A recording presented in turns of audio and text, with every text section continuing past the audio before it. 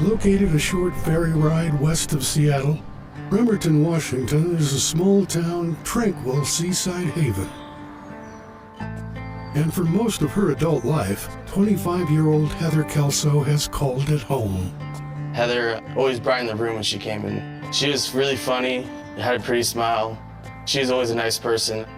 Heather ended up going to Everest College for the dental assisting program. Mom, it's me. She graduated, but I don't think dental assisting was working out for her the way she wanted it to. So Heather was working as a barista. Oh, you scared me. I scared you? Yeah, I thought you were Mr. Murphy coming to collect the rent money.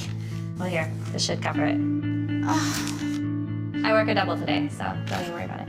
you didn't have to do this. Only things had worked out with your father and I wouldn't be in this mess. Our parents got divorced when we were little, and then they ended up remarrying about 5 years later, and then they got divorced again about 5 years later. We both know you would have killed each other if you'd stayed together. But I could tell him you said hi when I get home today. Heather was definitely the closest to my dad.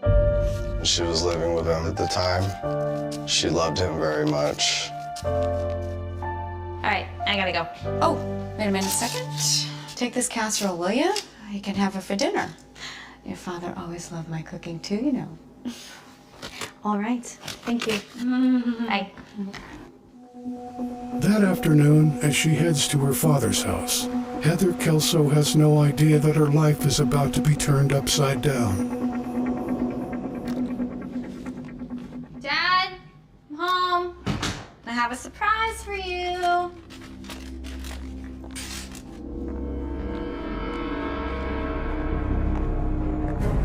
Dad. Dad. Dad? She realized something was wrong. Dad. Heather tried to perform CPR on him. Dad, can you hear me? Hang on, I'm gonna get you help, okay? You're gonna be fine. And then the paramedics came and they took him to the hospital, and he had passed away. He had a heart attack of some sort. It was very hard on us to deal with our father's death. But nobody takes the sudden death of James Kelso harder than Heather's mom, Tammy. Our father's death put Heather in a very depressive state, but my mother was devastated for my father's death. Hey.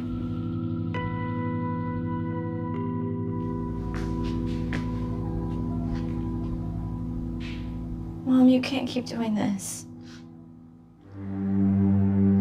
Mom, you're listening to me? Yeah, I'm listening.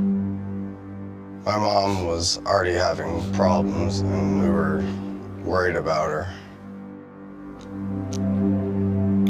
What are these pills? They don't even have a label. From anxiety.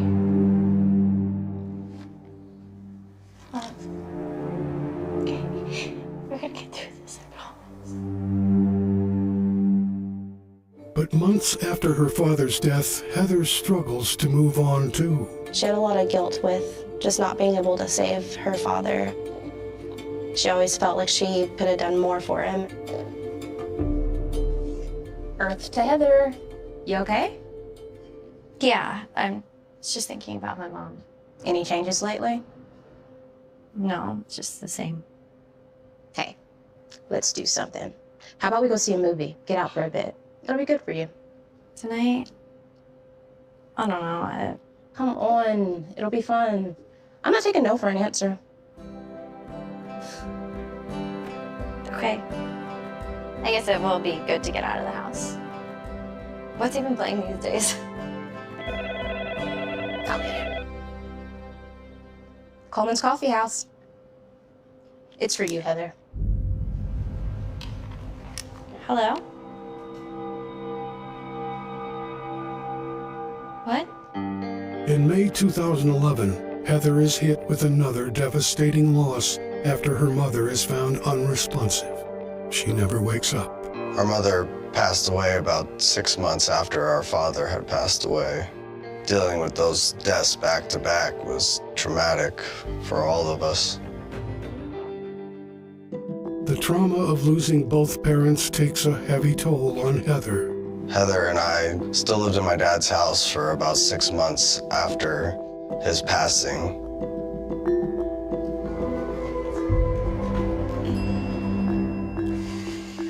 Hey. Hey, There you go. thank you. Heather was having a really hard time with the deaths of our parents. I don't know if I can stay here anymore. I mean, it's great being here with you and all. Still just so weird out here. Yeah.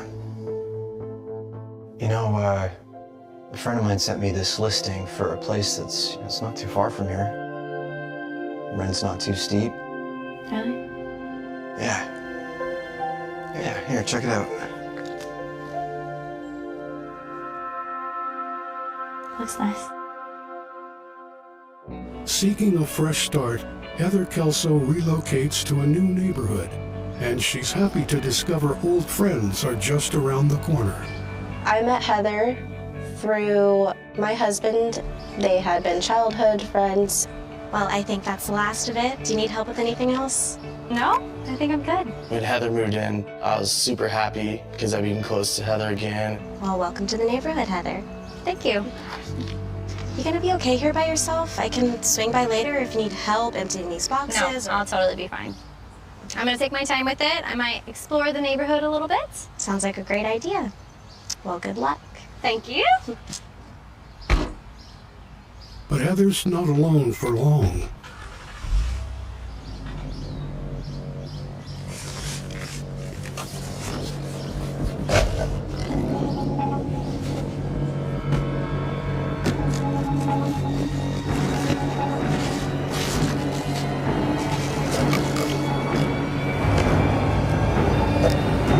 You just move in? Hi, yes. I'm Heather. Everybody calls me Ronnie. So you, live here all alone? There was one fella that lived across the street, and he'd always come over there. Maybe I could, come by for a coffee later.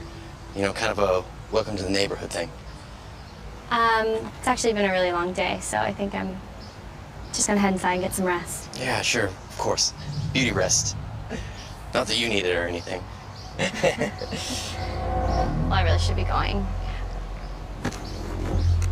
It was nice to meet you, though. Well, I live right next door, in case you change your mind. That was the very start of when things got really eerie and creepy. It ended up getting worse. I hear that ambulance. What's it for? My friend is banged on my door. He said he got shot.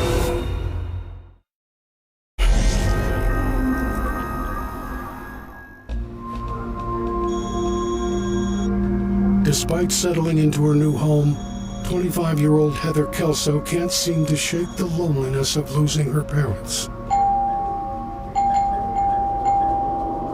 Heather had basically just lost both of them back to back. She just continued to be depressed about that. Heather! Come on, I've been calling you all day. I know you're in there. Open the door. Heather would break down and cry and say, you know, I'm just sad all the time, and I wish that they weren't gone. Are you okay? You look terrible. Gee, thanks. Did just lose both my parents. Heather, I know you miss them, but you've got to try to move on, okay? I'm gonna make you a sandwich, and then we're going out. No. I don't want to hear it. We're having a party at my place. Your brother, everyone's gonna be there. Now get dressed.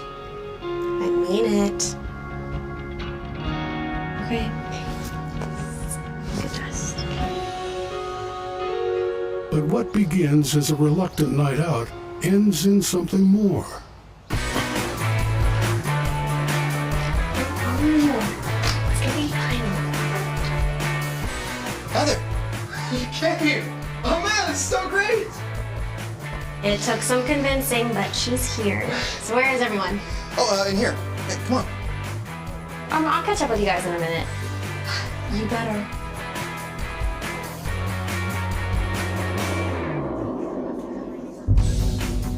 Hey, you aren't leaving already, are you? Hi, I'm Jerry. Heather. I think you could use this. Thank you. We both met Jerry that night. Jerry seemed like a nice guy. He's funny and charismatic. So I was talking to your brother Matt earlier. It sounds like you've been having a rough time lately. But if you ever need someone to talk to, I'm a pretty good listener. Oh, I'm actually a better listener than I am a bartender, that's for sure. This is terrible. Here, let me get another one. Okay. Heather and Jerry seemed to have clicked right away. He really did seem like a stand-up guy. By the end of the night, Heather's low spirits have been lifted.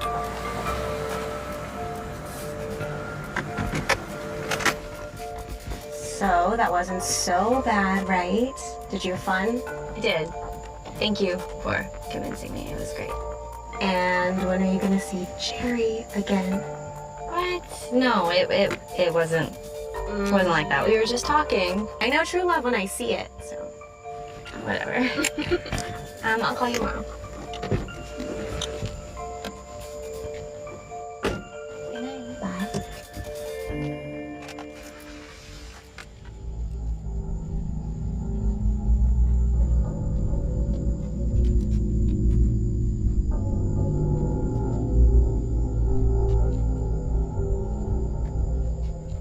Hello?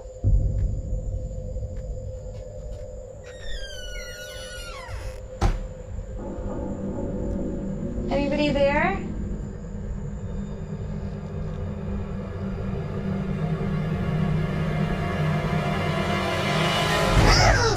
Whoa. Sorry. Didn't mean to scare you. No, that's okay. You just really snuck up on me there. I was just coming back from a run and just thought I'd come by and say hi. It's a little late for a run, don't you think? Well, it's the only time I can stand the heat.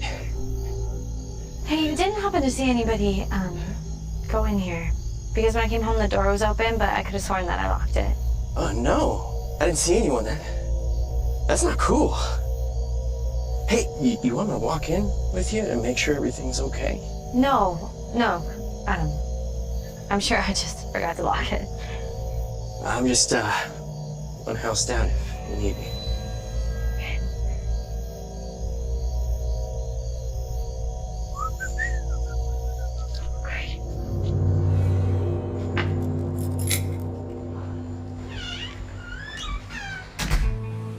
The next day, a much more welcome face pays Heather an unexpected visit. $3.81 is your change. Thanks so much. Hey, Hi. I know it's kind of weird for me to show up like this. I didn't get your number last night. I remember your brother saying that you work here, so I just wanted to stop by and tell you that I had a really nice time last night. Me too. They seem to like each other a little more than friends. So, how long have you been working here? Not too long, I guess. It's okay. Pays all right. I'm actually looking for something new. Oh, yeah? Well, we're actually looking for some help down at the shipyard where I work. In order to get in the shipyard, you have to know somebody that's in the shipyard. You think I can hang out there? Sure you could. Okay, I mean, yeah, it can be a rough and tumble bunch sometimes, but we're always looking for a painter, and the pay's pretty good. Okay. I'll think about it. Thank you. Heather was unhappy with her current job situation, so Jerry helped her with all the paperwork to get into the shipyard. Finally, it looks like Heather's life is on the upswing. I know it's probably all pretty overwhelming, but I promise you that you're gonna love it here. And you're gonna be learning from one of the best at it, me. Hey, pretty lady. Come on, Jerry. Don't be rude, man. Introduce me to your new friend here. Take it easy, Hank. This is James's daughter. You knew my father? Yeah, we all did. He taught us everything we know. Jerry had been in the apprenticeship program, and my dad was a apprentice instructor at the time at the Naval Shipyard. And Jerry had actually been in his class. Well, in that case, I'll try and be on my best behavior. I'll see you around. Listen, if any of these roughnecks get out of line with you, you come and get me anytime. I'll straighten them right out for you. I will keep that in mind. Men are always hitting on the pretty girls that work there, but she did hold her own. And Heather's new job isn't the only reason she's smiling more these days. You know, I really can't thank you enough for getting me this job. I mean, all the busy work really helps to take my mind off things, so. Oh, no problem. It's the least I can do. You know, if you ever just want to hang out sometime, maybe a burger and a movie, I'd love to. How about Saturday? Yeah, that'd be awesome. Cool. Heather and Jerry started dating fairly quickly, and probably been dating for a few months when Jerry moved in with her. They seemed happy with each other. This one is just like she likes it. Before they know it, Jerry and Heather have been together for 3 years, and it seems as if their relationship couldn't be stronger. My love. Well, thank you. Does it look okay? It looks great. Now, all I need is some ketchup. Oh. Shoot, I left it inside. I got it. Thank you. So, when are you two lovebirds getting married anyway? You've been together a while now. We're not really in any hurry. I mean, we live together, we work together, and that's enough for me. Said no girl ever. Please, who do you think you're kidding here? At the time, it seemed like Heather and Jerry had a good relationship. What, no music? I'm on it. Heather, you remember Avery, right? Avery was our roommate. He was a friend of my husband's from high school. He and Heather had met. It was kind of just a friendly vibe. Oh yeah, that's more like it. All right, is up for a dance party? I think I've had enough wine for that. Come on, Heather. There we go. Us girls were dancing and Avery was behind Heather. Come on. There you go.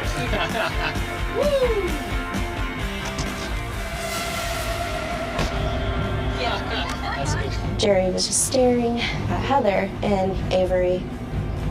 He had this look on his face where his eyes just wouldn't blink. It was kind of a crazy stare.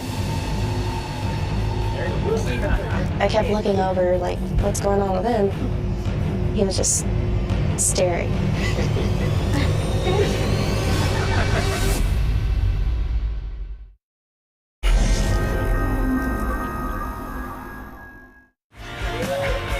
3 years into his relationship with Heather Kelso, Jerry DeJesus reveals a side of himself that's not so pretty. You got some nerve. Hey, there you are. What took you so long? Come over here. No, you get over here. Jerry was very jealous of Avery. What's your problem? Don't play dumb with me. I saw you. You're flirting with that guy. What? So how long have you been cheating on me, huh? What are you talking about? There were times when Jerry did accuse her of having relations with other people. Are you feeling okay? Maybe you should go inside and get some rest. No. You go inside. Okay. Fine. I will.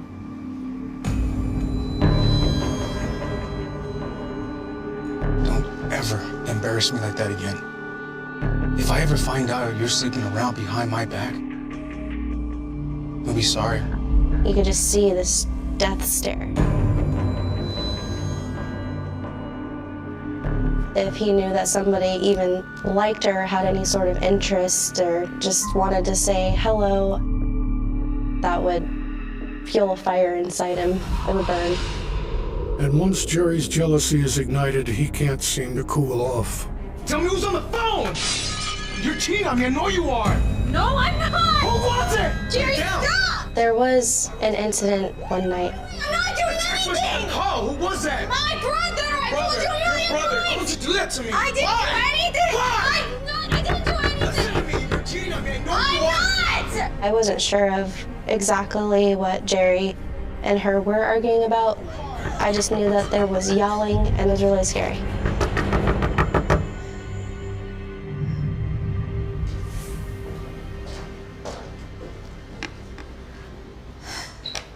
It's for you! Heather did tell me that he had punched some walls and punched a fridge. Seemed like he was getting pretty angry with her.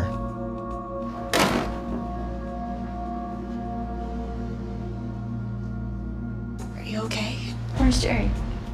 He left. He just has a temper. Sometimes he yells and breaks things, but he always cools down. There were times when Heather did express to me that she couldn't go out somewhere. Jerry won't let me. And I was like, what do you mean? You know, like, what is that? Has he hurt you? No. If you don't feel safe, you can end this, you know. There's no shame in walking away. You can. Yes, you can. I'll help you. All we need to do is just get I'm pregnant. When Heather found out she was pregnant, she was excited, of course, but her and Jerry were having some relationship troubles. Jerry doesn't know.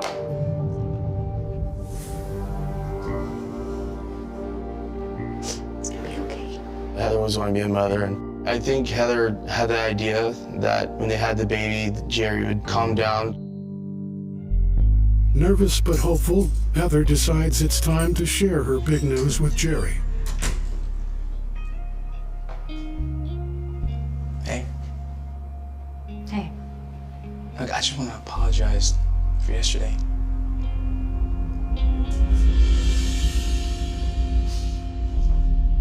The thing with Heather and Jerry's relationship, it was never constant. It was on and off a lot of the time. You know, I love you, right? I just get nervous that I'm gonna lose you. I never hurt you though, babe. there's something I need to tell you. Anything. I'm pregnant. Jerry. So who's the father? What? You are. What? Who else would it be? I don't know, you tell me. There's so many possibilities these days. Are you serious? You know what? Enjoy your dinner.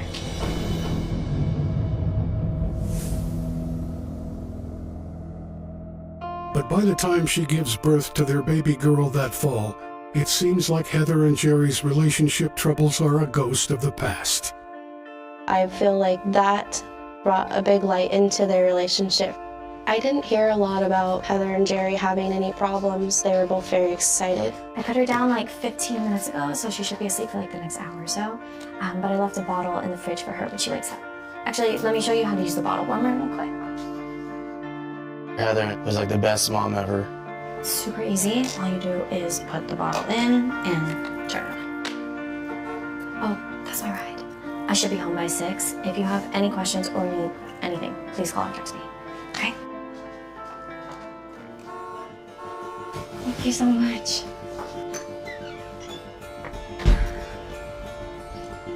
Hey, Heather. Hey! Wow, you look great. I can't believe you just had a baby.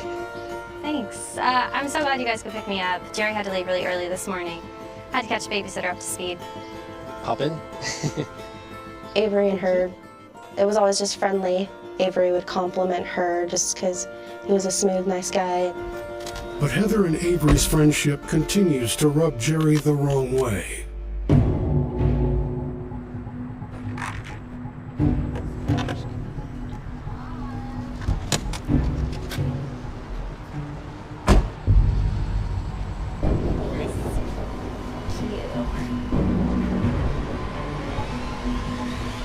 You must think I'm pretty stupid, huh?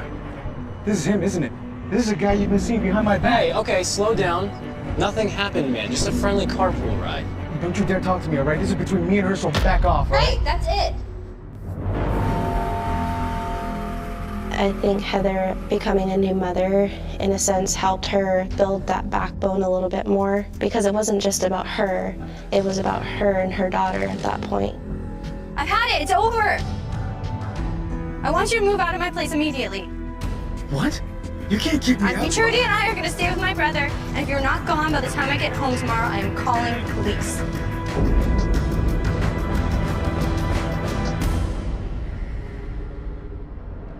But Jerry makes it clear to Heather that he's not going anywhere.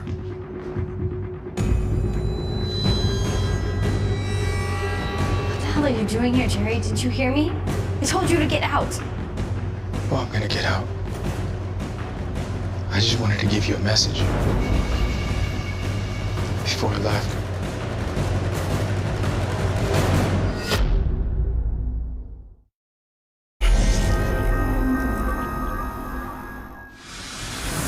After breaking up with her boyfriend Jerry De Jesus, Heather Kelso is terrified to find him inside her home. I promised you. You were gonna regret cheating on me. What has gotten into you?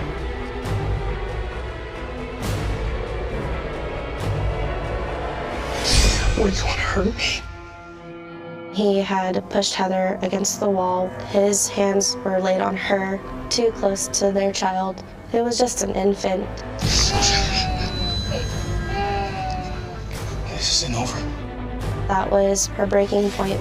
She said, I just need to get away from you. Heather gets an order of protection against Jerry. Meanwhile, Jerry packs his bags and moves to San Diego for work.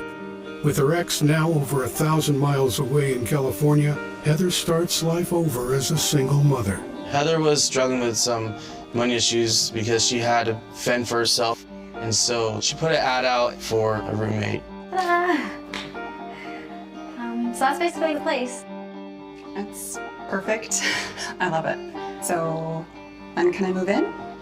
Heather met Kimberly and they hit it off. They bonded really well. Heather decided to pick her as a roommate. So, not to be dramatic, but there's something I should probably warn you about. I just got out of a really bad relationship. My ex is kind of crazy.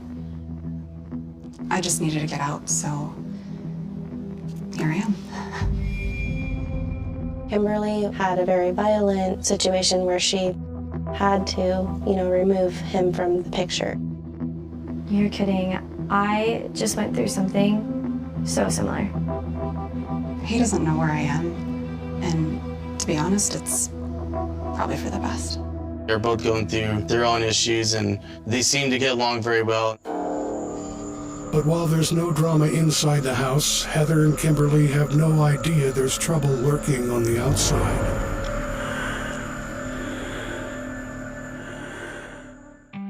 The next morning, Heather swings by Brianna and Justin's house for a visit with them and their roommate, Avery.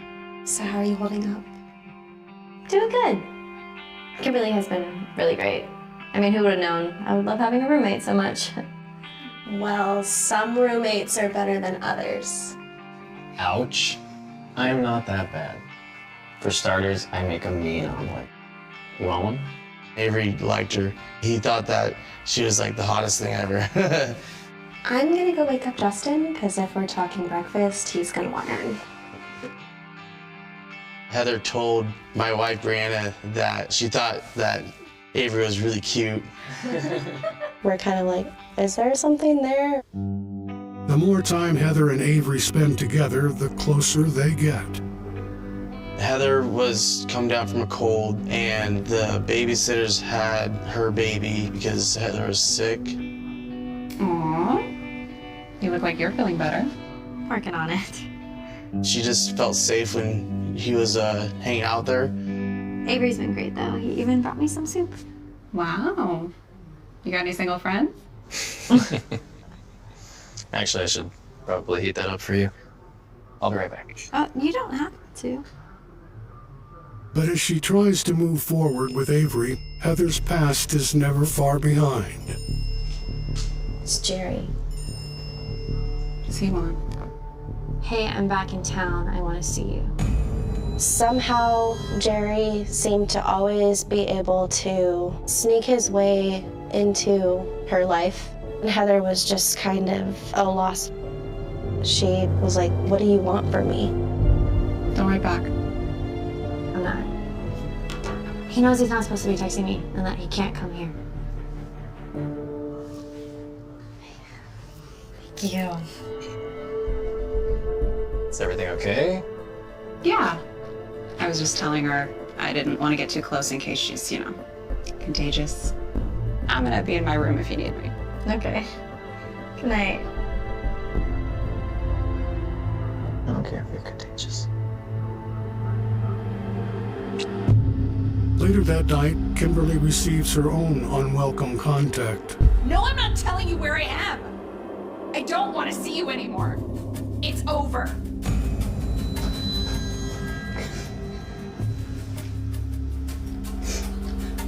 Sorry. It's my ex. It's just relentless. You want to talk about it? Sometimes I think he'll never quit. You don't have to explain. I know exactly how you feel. I mean, you saw how Jerry was texting me earlier.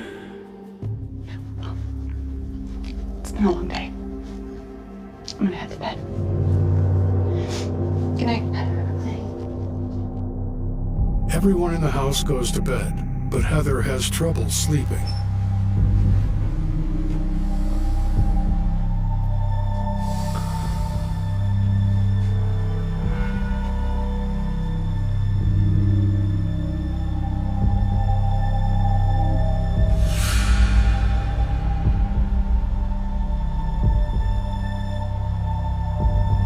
Restless, she heads outside to get some air.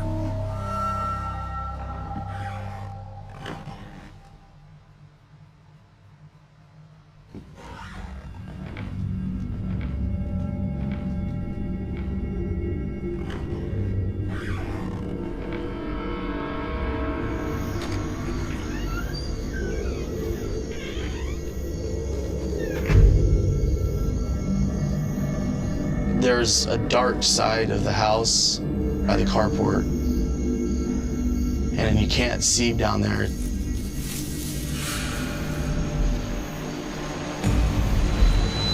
And that was where he was standing.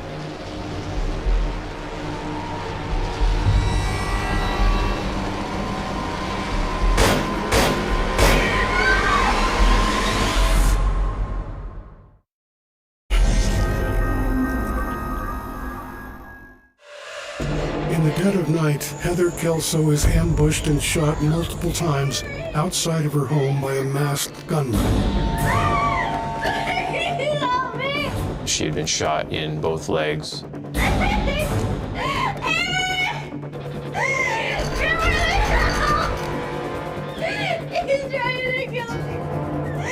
Avery heard the gunshots. He went out to see what was going on. What is it? What happened? Oh my God.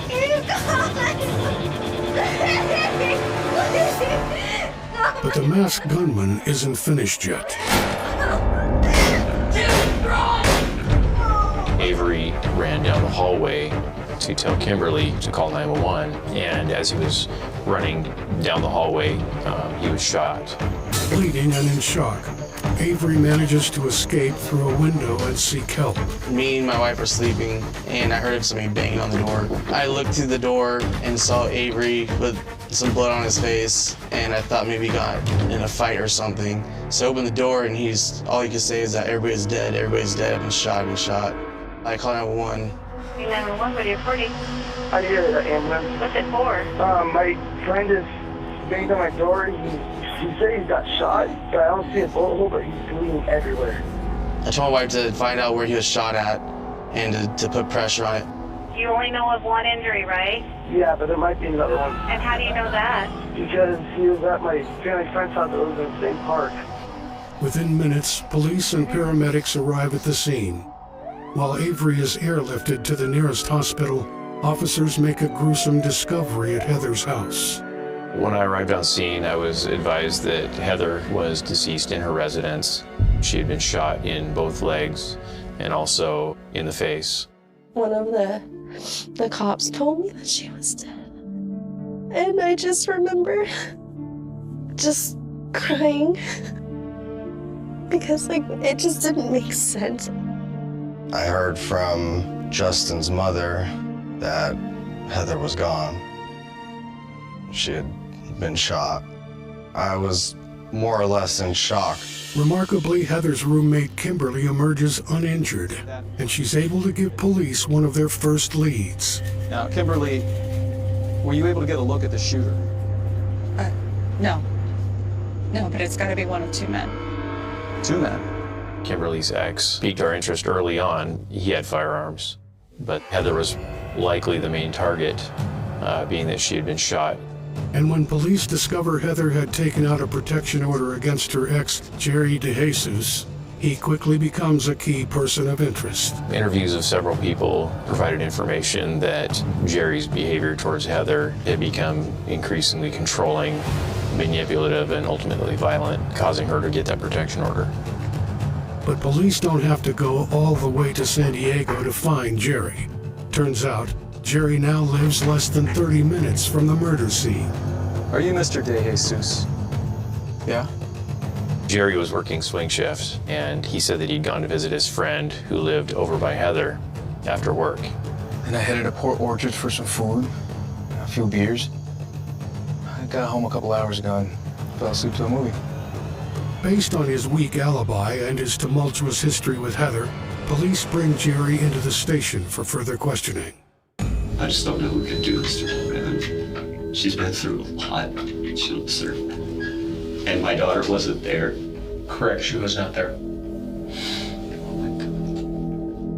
When detectives interviewed Jerry, he said that he had a gun.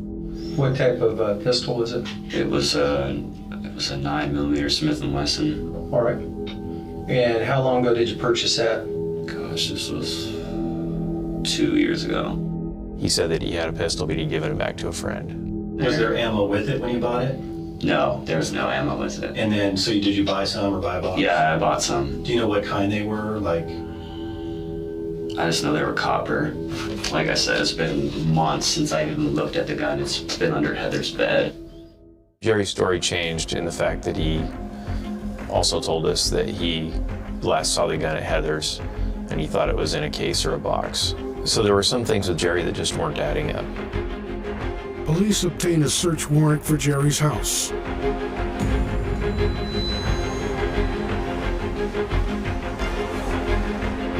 Hey boss, think I found something.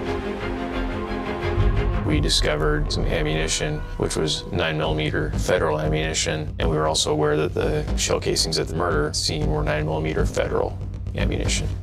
What I did was I took all of the shell casings from the murder scene and all the ammunition that we found at Jerry's residence, and we shipped that to the Washington State Patrol Crime Lab. Police never recover Jerry's actual gun, but the ammunition turns out to be the smoking gun they've been looking for. When we got the lab results back, we then knew that it was likely that the same firearm was the one that also had shot and killed Heather Kelso, and also shot Avery. On August 20th, 2015, police arrest Jerry DeJesus and charge him with Heather's murder. We think the motive was domestic violence, and likely Jerry felt threatened that Heather was going to keep their baby away from him. Jerry proclaims his innocence, But after a 7-week trial and 3 days of jury deliberation, he's found guilty of first-degree murder and sentenced to 2 life sentences and an additional 680 months without the possibility of parole. There's a lot of anger and confusion. It's hard to understand someone's motivations behind such a horrible thing. Heather was a good person. She treated everybody right. She cared about everybody. By losing Heather, I lost one of my best friends and the mother to my niece. It's hard.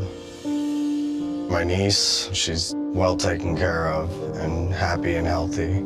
But it's very hard knowing that she's gonna grow up without her mom. Heather can never hold her daughter ever again. I just miss her. I just wish she was here.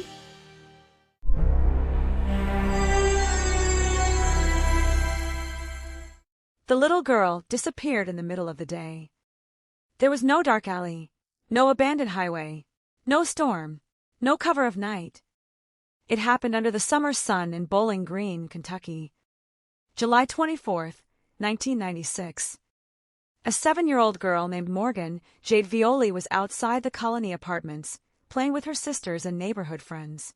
It was an ordinary afternoon, the kind of afternoon that should have been forgotten almost as soon as it ended. Instead, it became the beginning of a 30-year nightmare. At approximately 12:30 p.m., witnesses saw an unfamiliar man near the apartment complex. He was described as a white male. He was driving an older maroon Chevrolet van. Then everything changed. Morgan was taken. Witnesses later told investigators that the man grabbed the little girl, placed her inside the van, and drove away. It happened quickly, so quickly that for the people who saw it, the image became permanently frozen in their minds. A child. A stranger. A van. And then nothing. Within moments, the apartment complex was transformed. Neighbors began looking for Morgan. Family members searched frantically. Police were called. The news spread through Bowling Green with terrifying speed. A 7-year-old girl had been abducted in broad daylight, and the question that immediately consumed the community was brutally simple. Where was Morgan? At first, there was hope. Someone had seen the kidnapping. There was a vehicle description. There were witnesses. There was a direction of travel. Investigators had something to work with. But the clock was already moving. Every minute mattered. Every road mattered. Every vehicle mattered. Every stranger mattered. The search expanded. Law enforcement began trying to identify the van. And then investigators discovered something that made the case even more disturbing.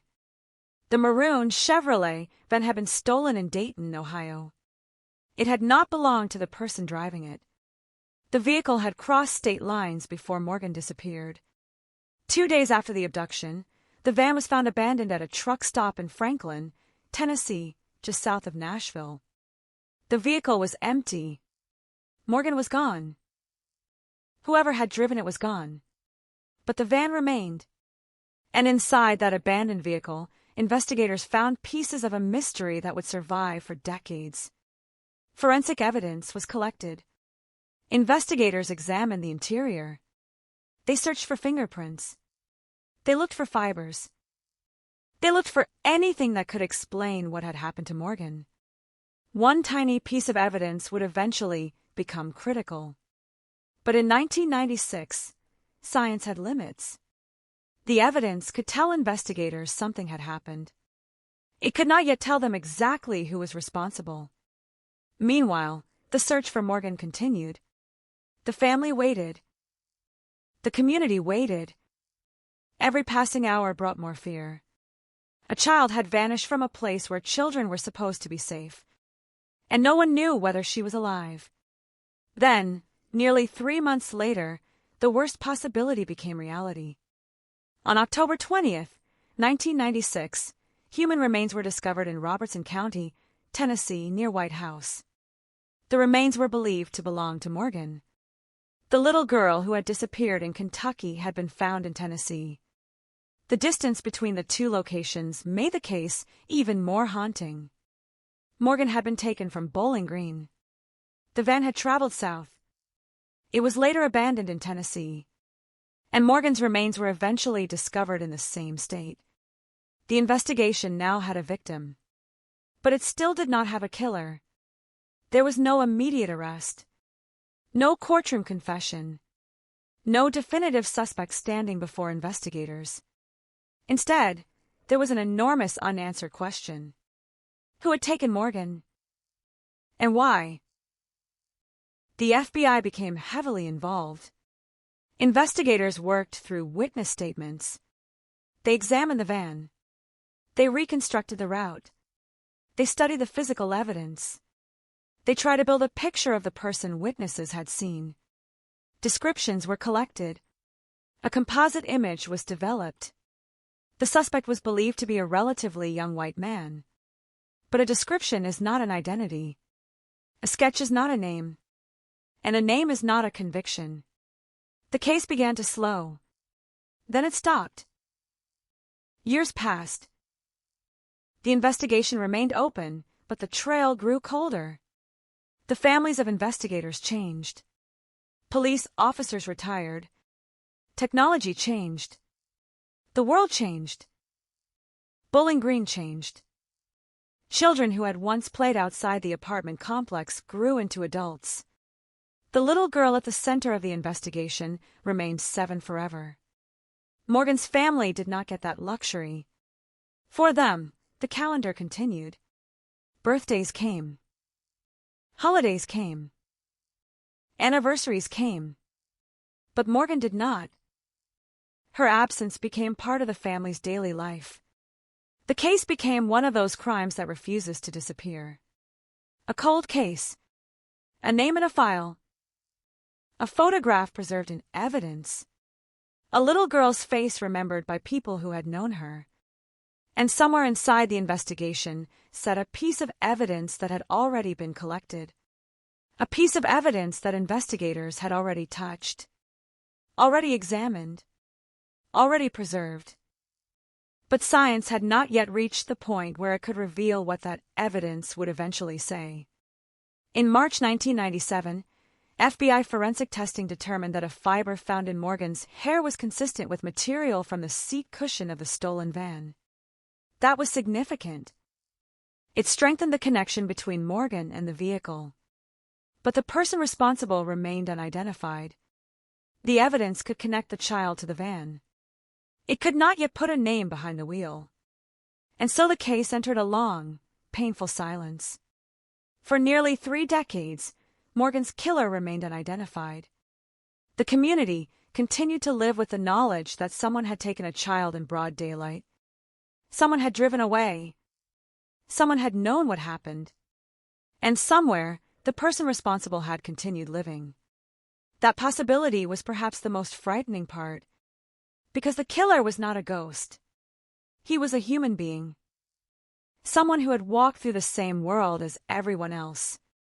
Someone who had eaten meals, driven roads, passed strangers, watched years disappear. While Morgan's family remained trapped in 1996, investigators never completely abandoned the case. Cold cases rarely die. They wait. Evidence waits.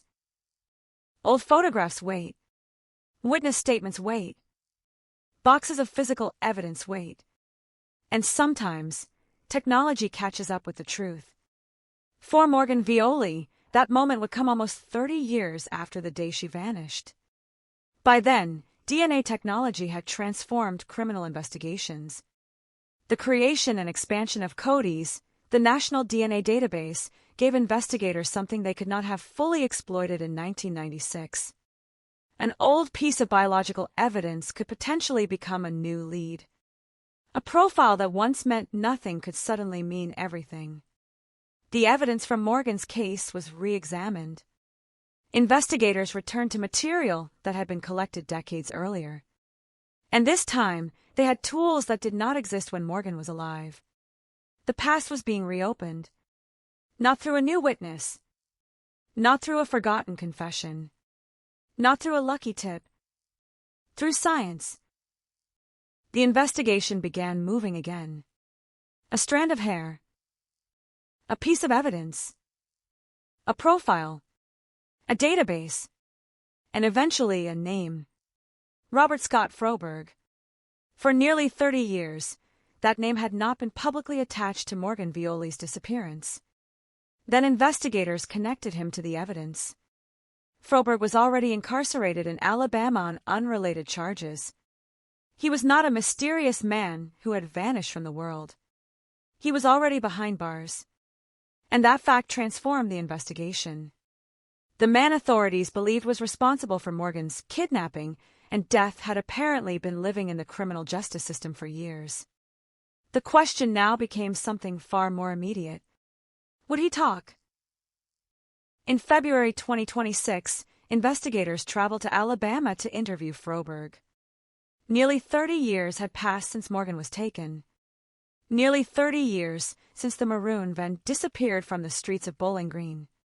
Nearly 30 years since a family had been forced to live without answers. Now investigators were sitting across from a man they believed could finally explain what happened.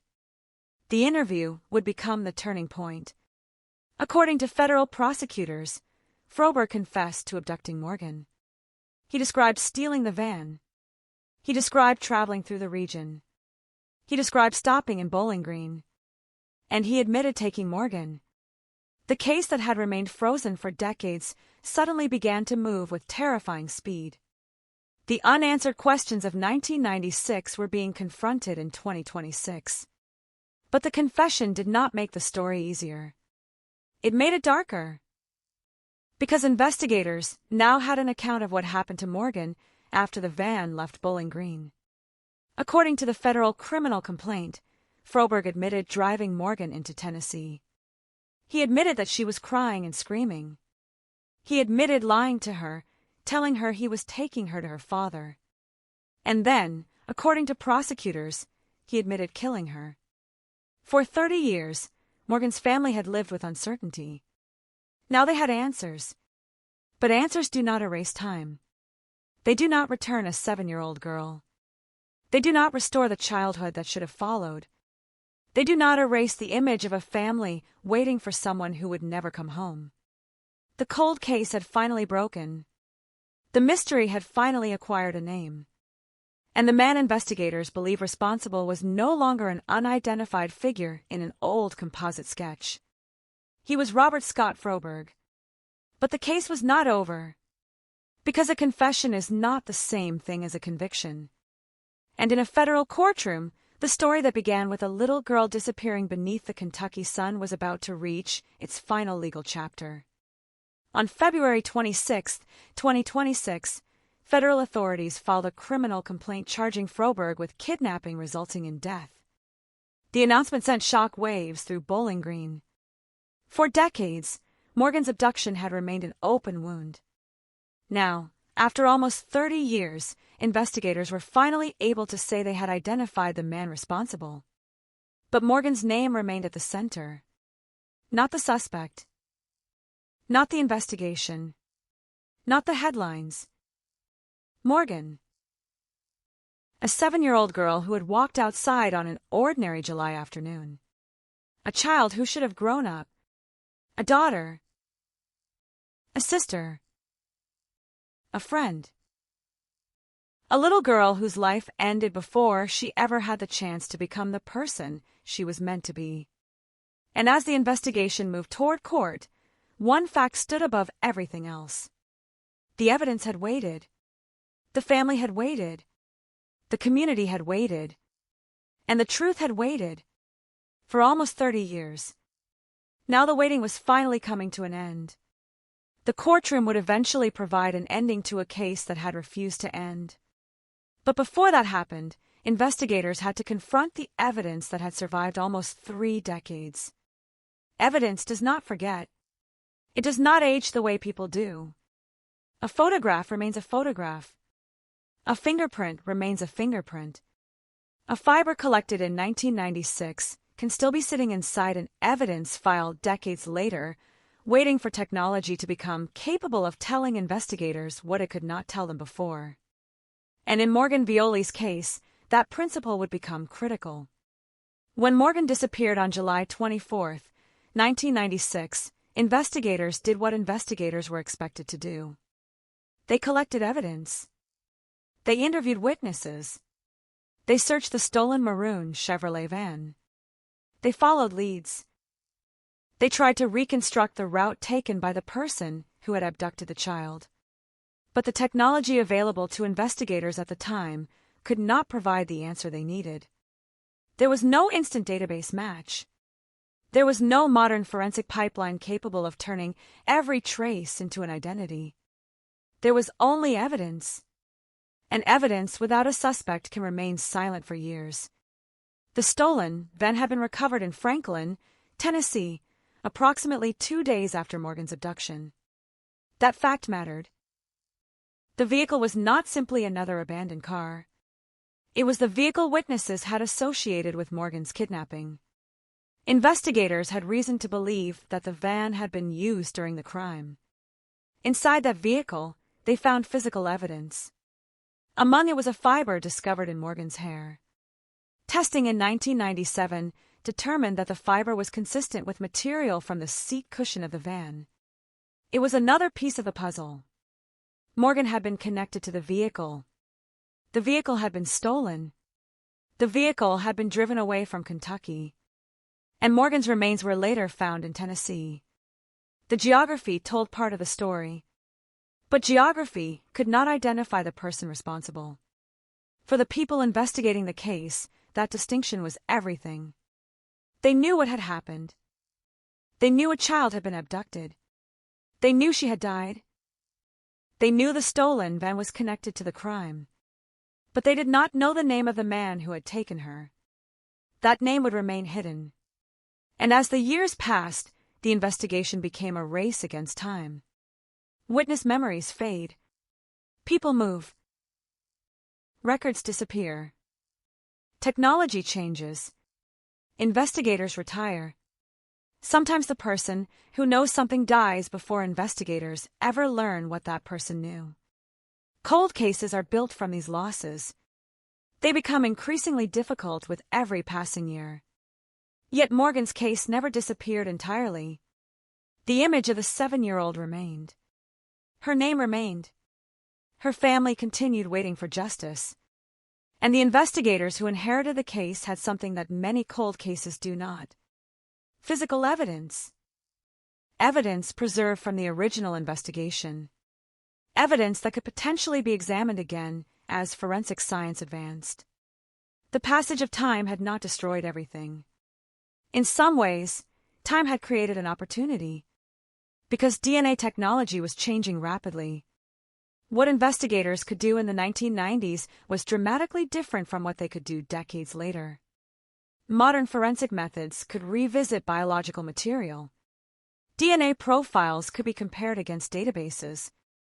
Old evidence could generate new investigative leads.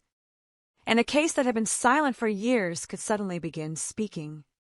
That was the environment in which Morgan's investigation was eventually reopened. Investigators returned to the old evidence.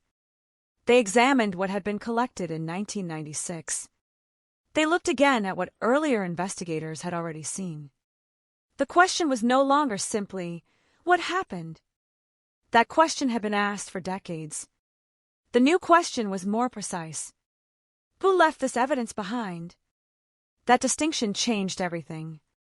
Because if investigators could connect biological evidence from the case to a living person, the cold case would no longer be anonymous. It would have a suspect. And that suspect would have to answer for what happened. The investigation eventually led to Robert Scott Froberg. Froberg was not discovered through some dramatic chase. He was not found hiding under a false identity in a remote location. He was already in custody in Alabama on unrelated charges. That detail made the breakthrough even more striking. For years, investigators had been searching for the person responsible. The person they believed was responsible was already behind bars. The old case had been sitting in the files while the man authorities now identified as the suspect was living his own life, eventually entering the criminal justice system for other reasons. The investigation had finally caught up with him. By early 2026, federal authorities had enough information to move forward. The case was no longer simply a cold investigation. It had become an active federal prosecution. On February 26, 2026, the United States Attorney's Office for the Western District of Kentucky announced federal charges against Froberg. The charge was kidnapping resulting in death. The language was stark. A little girl had been taken. She had been transported across state lines. She had been killed. And nearly 30 years later, the government was accusing a specific man of doing it. For the Violi family, the announcement carried a weight that could not be measured by a press release. For years, they had lived with a question that had no answer. Now there was a name: Robert Scott Froberg. But the most important part of the investigation was still to come. Because investigators needed more than an old piece of evidence. They needed to know what Froberg himself would say. In February 2026, investigators traveled to Alabama. They met with Froberg. The case was placed directly in front of him. A crime from 1996. A child. A van. Tennessee. And a family that had waited almost 30 years. According to the federal complaint, Froberg confessed. The confession transformed the case. Investigators no longer had to rely exclusively on circumstantial evidence and forensic links. They now had statements from the man they believed had committed the crime. According to prosecutors, Froberg admitted that he had stolen the Chevrolet van in Dayton, Ohio. He admitted traveling to Bowling Green. He admitted taking Morgan. And he admitted driving away with her. The details were devastating. Morgan had been 7 years old. She was not a stranger to danger. She was a child. And according to the government's account, she believed the man who approached her was taking her to her father. That deception became one of the darkest elements of the case. The child was not simply forced into a vehicle. She was allegedly manipulated with a lie. The promise of safety was used to conceal danger. Then the van left Kentucky. The road stretched south. Bowling Green disappeared behind them. And the little girl who had been surrounded by family and friends only moments earlier was now alone with the person investigators believed had taken her. The drive eventually led into Tennessee. That journey would become central to the federal case. Because the investigation had always been a story of movement. Morgan disappeared in Kentucky. The stolen vehicle appeared in Tennessee. Morgan's remains were discovered in Tennessee. The physical evidence had linked her to the van. And now the government's case was linking Froberg to the entire sequence. But even after the confession, investigators still had to confront the question that had haunted the case from the beginning. Why? Why Morgan? Why that day? Why did a 7-year-old girl become the target? The answers remained limited. Cold cases do not always provide a clean explanation. Sometimes the truth arrives without satisfying every question. Sometimes investigators can identify the offender without fully explaining the mind of the offender. That is one of the cruelest realities of violent crime. Families want answers. Courts need evidence. History wants explanations. But sometimes all that emerges is a chain of facts. A child was abducted. A vehicle was stolen. The vehicle was abandoned. A child was found dead. Evidence survived. Technology advanced. A suspect was identified. A confession followed. And yet the central tragedy remained unchanged. Morgan was still gone. The federal case now moved forward. Froberg faced a charge carrying the most serious consequences: kidnapping resulting in death. The charge reflected not only the disappearance but the final outcome. The government's position was that Morgan's kidnapping and death were directly connected. The case was no longer merely an investigation into a disappearance. It was a murder case wrapped inside a federal kidnapping prosecution. For nearly 30 years, the public had known Morgan as the little girl whose disappearance became one of Kentucky's most painful cold cases. Now her name was returning to national headlines. The story was being reported again. But this time, the headlines were different. They were no longer asking where Morgan was. They were asking who Robert Scott Froberg was. What had he done? How had he avoided identification for so long? And how had a case that had remained dormant for decades suddenly come alive? The answer was a combination of persistence and science.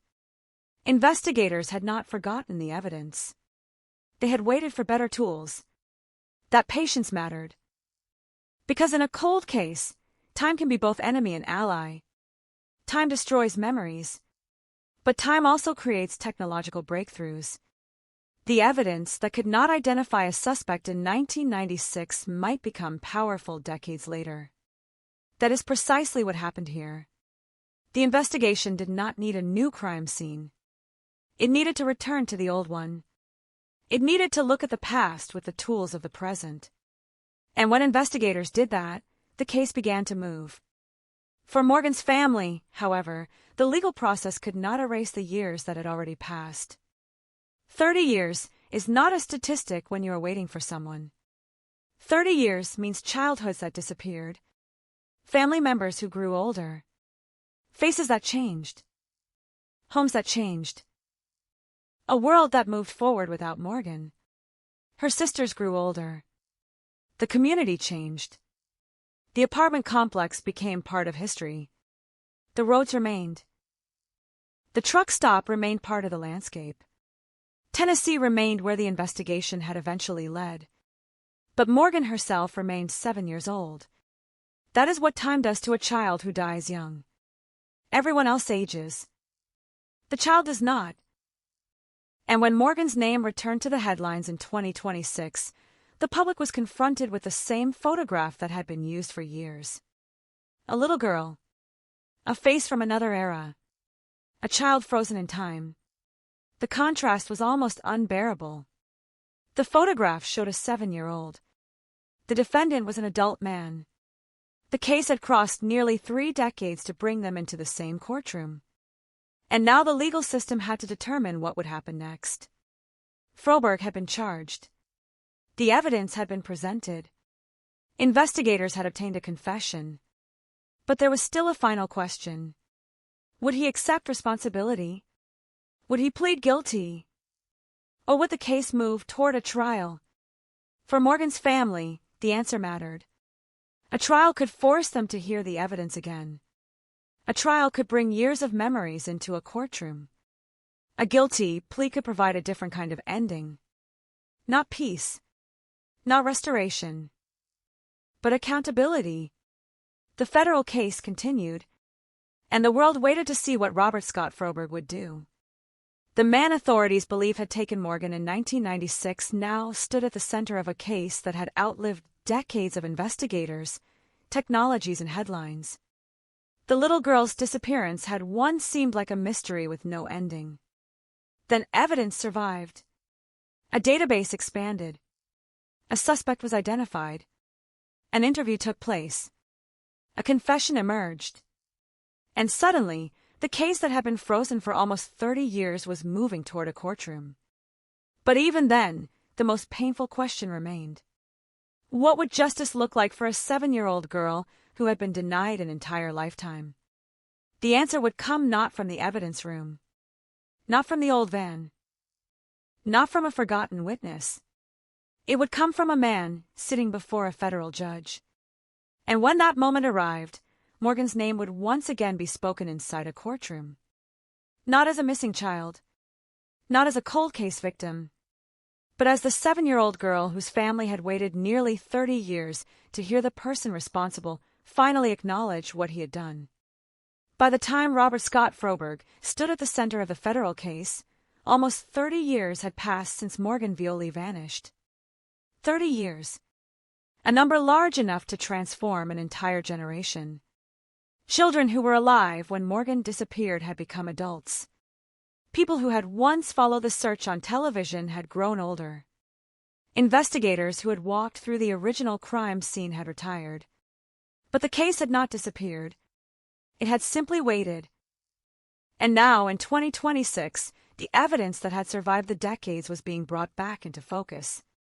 For investigators, there was a brutal simplicity to the timeline. Morgan was 7 years old.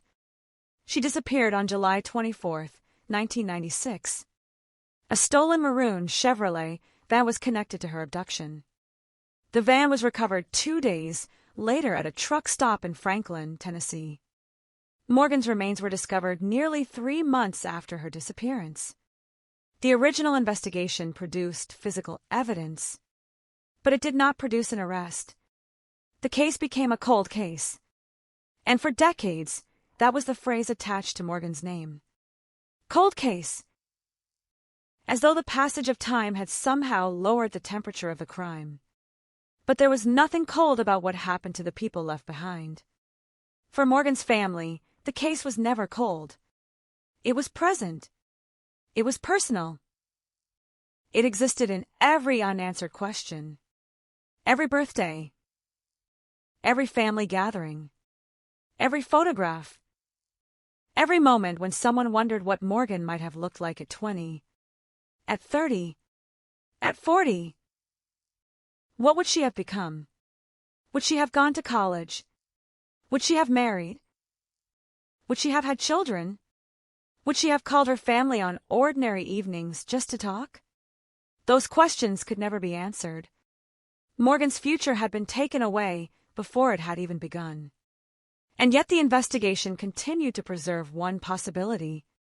The person responsible had left evidence behind. Evidence could wait. That possibility became increasingly important as technology advanced. The FBI and other investigators were able to revisit evidence using modern forensic methods that had not been available when Morgan disappeared. The old case file was no longer simply an archive. It became a source of new investigative leads. The investigation eventually pointed toward Robert Scott Froberg. And that name changed the entire landscape of the case. Froberg was not identified because investigators suddenly discovered a new witness who had been silent for decades. He was not identified because someone walked into a police station and confessed. The breakthrough came through the evidence. The evidence had survived. The technology had changed. And the two finally met. By 2026, Froberg was already incarcerated in Alabama on unrelated charges. That meant investigators did not have to search the country for him. They knew where he was. The man who had allegedly escaped identification in 1996 was now within reach of investigators. The case could finally be placed directly in front of him. And investigators went to Alabama. They sat down with him. They asked questions about a crime that had happened almost 30 years earlier. A crime involving a 7-year-old girl. A stolen van. Kentucky. Tennessee. And a family that had waited nearly an entire generation. According to the federal complaint, Froberg confessed during that interview. The confession provided investigators with an account of the events surrounding Morgan's abduction. He admitted stealing the van in Dayton, Ohio. He admitted traveling to Bowling Green. He admitted taking Morgan. And he admitted transporting her into Tennessee. The confession was devastating because it connected the pieces that had been separated for decades. The stolen vehicle. The child. The journey. The location where the van was abandoned. The discovery of Morgan's remains. What had once been a collection of disconnected facts began to form a single narrative. The federal government now had a case. But investigators still had to establish what had happened after Morgan was taken. According to prosecutors, Froberg told investigators that Morgan was crying and screaming during the journey. That detail transformed the story from a historical investigation into something immediate. A child was frightened. A child was asking for help. And the person controlling the vehicle was the person investigators believed had abducted her. The federal complaint states that Froberg told Morgan he was taking her to her father. The statement was false. Morgan was not being returned home. She was being taken farther away. Every mile increased the distance between the child and the people searching for her. Bowling Green disappeared behind the vehicle. Kentucky gave way to Tennessee. And somewhere along that journey, the fate of a 7-year-old girl was sealed. According to the government's allegations, Froberg ultimately killed Morgan. He then left her body in Tennessee. The details were horrifying. But for investigators, they also explained evidence that had remained mysterious for decades. The van had been found abandoned in Franklin. Morgan's remains had been discovered in Robertson County. The route now made sense. The geography was no longer a mystery. The confession connected the locations. And the old evidence provided another layer of support. The case had finally become coherent. But a coherent case is not necessarily a completed case. There was still the legal system. There were still constitutional rights. There were still prosecutors and defense attorneys. There was still a courtroom. And there was still a family waiting to see what justice would look like after 30 years. On February 26, 2026, federal prosecutors formally announced the charge against Froberg. Kidnapping resulting in death. The charge reflected the gravity of what authorities believed had happened. The federal government was not treating Morgan's disappearance as an ordinary kidnapping. The case involved the death of a child, and the evidence had survived long enough to bring the alleged offender into court. For the public, the story was shocking. For investigators, it was the culmination of years of work. For Morgan's family, it was something more complicated. The word justice can sound powerful in a courtroom. But justice cannot reverse time. It cannot make a 7-year-old girl walk back through the front door. It cannot erase the years of grief. It cannot answer every question. It cannot show the family the woman Morgan might have become. It can only establish responsibility. And after 30 years, that responsibility was finally being placed before the legal system. The case also raised an uncomfortable question. How does someone remain unidentified for so long after committing such a notorious crime? The answer was not simple. The investigation took place in a different era. The technology was different. The databases were different. Forensic science was different. Investigative resources were different. And the person responsible had disappeared into the enormous complexity of everyday life. That is one of the defining characteristics of cold cases. The offender does not need to disappear into a secret underground world. Sometimes they simply become another person in the crowd. They move. They work. They build routines. They encounter new people who know nothing about their past. And the crime becomes something buried beneath decades of ordinary life. But evidence has no concept of ordinary life. A biological trace does not care how many years have passed. A piece of physical evidence does not care whether an investigator retires. A file does not forget. And when technology catches up, the past can return without warning. That is exactly what happened with Morgan's case. For almost 30 years, the investigation had lacked the most important piece of information. A name. Now it had one. Robert Scott Froberg. The name appeared in federal documents. It appeared in court records. It appeared in headlines. The case that had once been defined by uncertainty was now defined by an accused offender. And then came another extraordinary development. Froberg did not simply remain silent. According to prosecutors, he admitted responsibility. The confession did not come in 1996. It did not come in 1997. It did not come during the years when Morgan's family was desperately waiting. It came in 2026, nearly 30 years after the crime. That timing was almost impossible to comprehend. Imagine investigators asking the same fundamental question decades later. What happened to Morgan? And imagine finally hearing an answer. For the Violi family, That answer must have carried two opposite emotions at once: relief and devastation. Relief because the uncertainty had finally ended. Devastation because the truth was worse than the hope. A missing child can still exist in the imagination.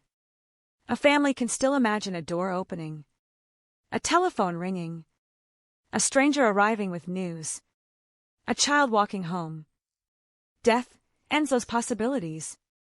And Morgan's family had already known for decades that she was dead. What they had not known was exactly who was responsible. Now they did. The case had moved from mystery to accountability. But the courtroom still mattered, because the confession would eventually become part of a formal legal process. Froberg had to face the federal charge. He had to make a decision: fight the accusation, or accept responsibility. For prosecutors, the case was built around a chain of evidence that stretched from Ohio to Kentucky to Tennessee and finally to Alabama. The stolen van, the forensic evidence, the identification, the interview, the confession. 3 states, almost 30 years, 1 child, 1 investigation, and 1 defendant. The geography of the case became almost symbolic. Dayton, Ohio, where the van was stolen. Bowling Green, Kentucky, where Morgan was taken. Franklin, Tennessee, where the van was abandoned. Robertson County, Tennessee, where Morgan's remains were found. And Alabama, where investigators eventually confronted the man accused of taking her. The road that had once seemed to carry Morgan away from her family had eventually become the road that investigators followed back toward the truth. But the truth was not clean. It was not comforting. It was not the kind of ending that exists in a movie where the discovery of a killer somehow restores order. Real life does not work that way. The family still had an empty place. The community still had a memory of a child who should have grown up. And the evidence could explain the crime without repairing the damage.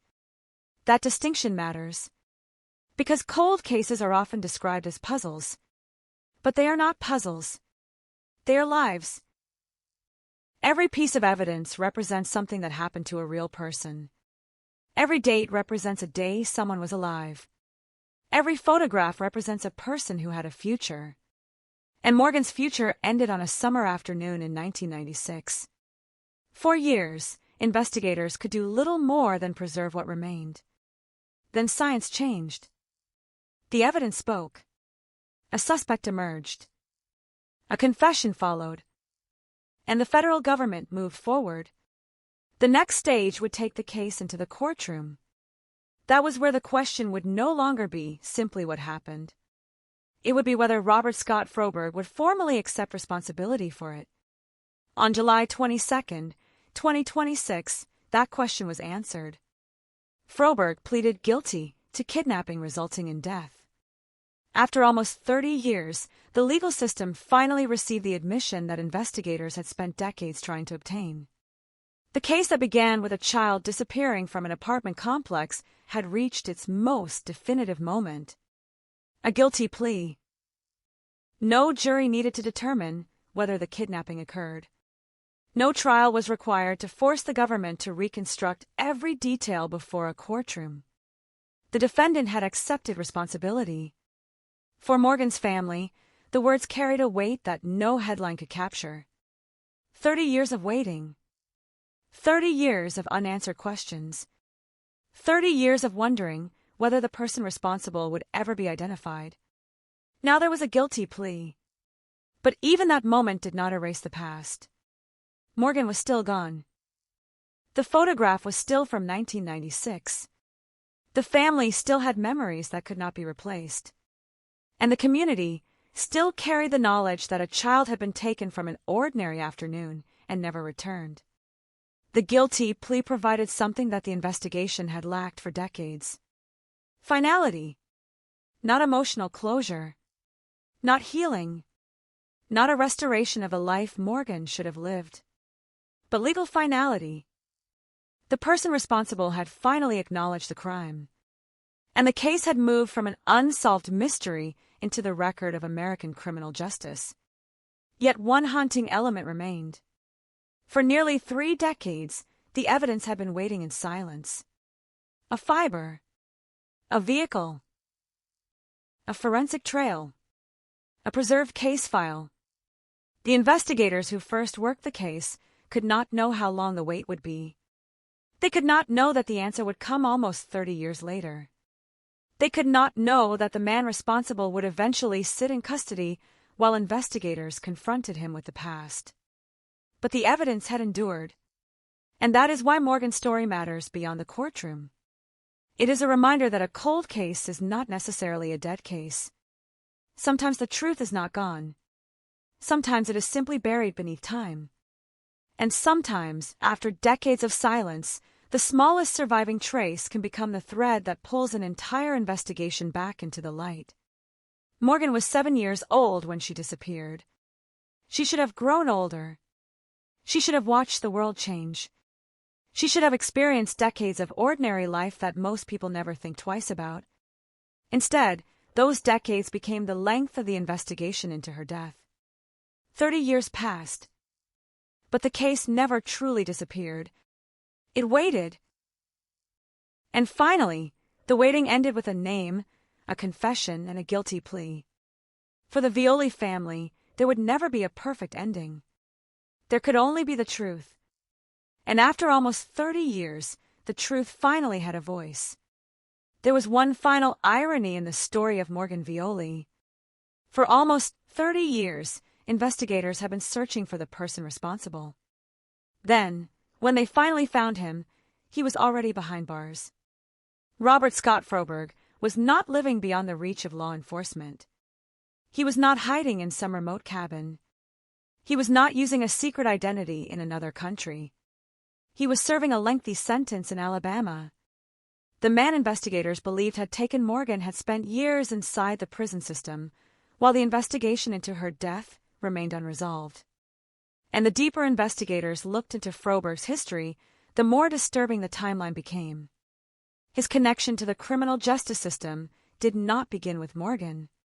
According to the Department of Justice, Froberg had been arrested for armed robbery in Alabama in December 1988. He was already a convicted criminal years before Morgan disappeared. Then, in April 1996, just months before Morgan's abduction, Froberg escaped from the custody of the Alabama Department of Corrections. He fled north. He eventually reached Mount Carmel, Pennsylvania. And there, another warning appeared. On May 20th, 1996, authorities say Froberg attempted to lure a 7-year-old boy into a treehouse. The child escaped. He ran to his mother. His mother called law enforcement. Froberg was arrested after a short chase. He was taken to the Northumberland County Jail. For the investigators who would eventually reconstruct the summer of 1996, that episode became an unsettling part of the timeline. A 7-year-old boy. A suspected attempt to lure a child. An arrest. A jail. And then another escape. On July 16, 1996, Froberg escaped from custody again. He fled to Dayton in Ohio. The date was crucial, because only 8 days later, Morgan Violi would disappear. The distance between those events was not measured in years. It was measured in days. Froberg was now a fugitive. Morgan was still living her ordinary life in Bowling Green. Her family could not possibly know what was moving toward them. Nobody standing outside the Colony Apartments that afternoon could have known that a fugitive who had escaped custody was somewhere on the road. Nobody knew that the stolen vehicle would become the bridge between the suspect and the victim. Nobody knew that a crime that looked like a sudden act of violence would eventually be reconstructed from evidence almost 30 years later.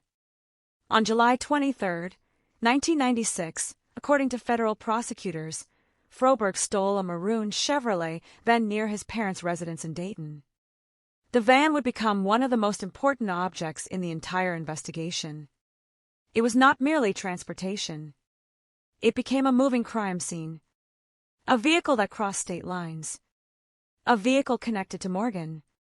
A vehicle abandoned in Tennessee.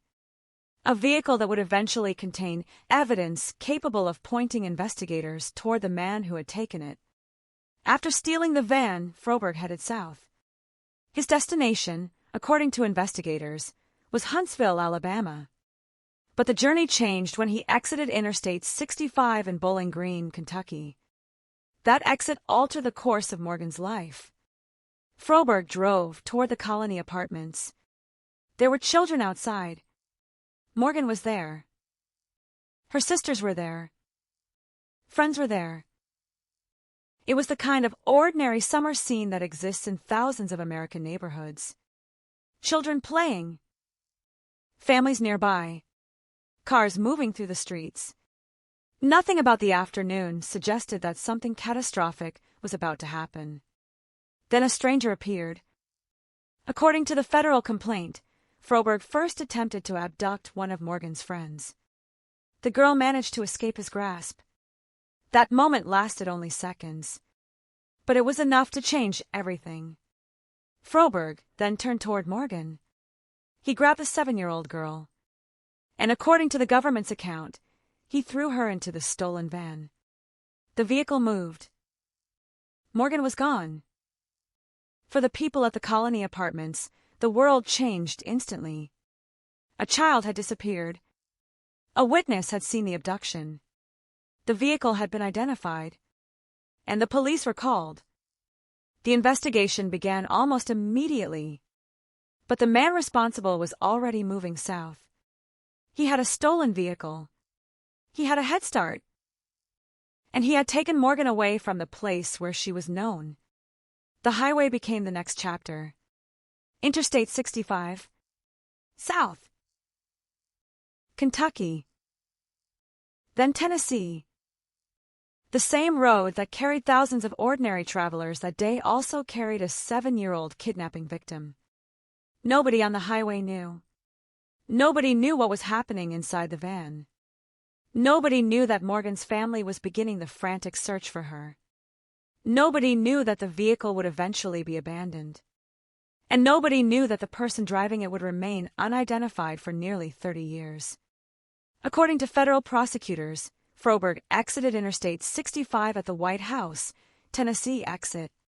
He pulled over near a barn. There, prosecutors say, Morgan was strangled. She died. Her body was left near the barn. And Froberg fled.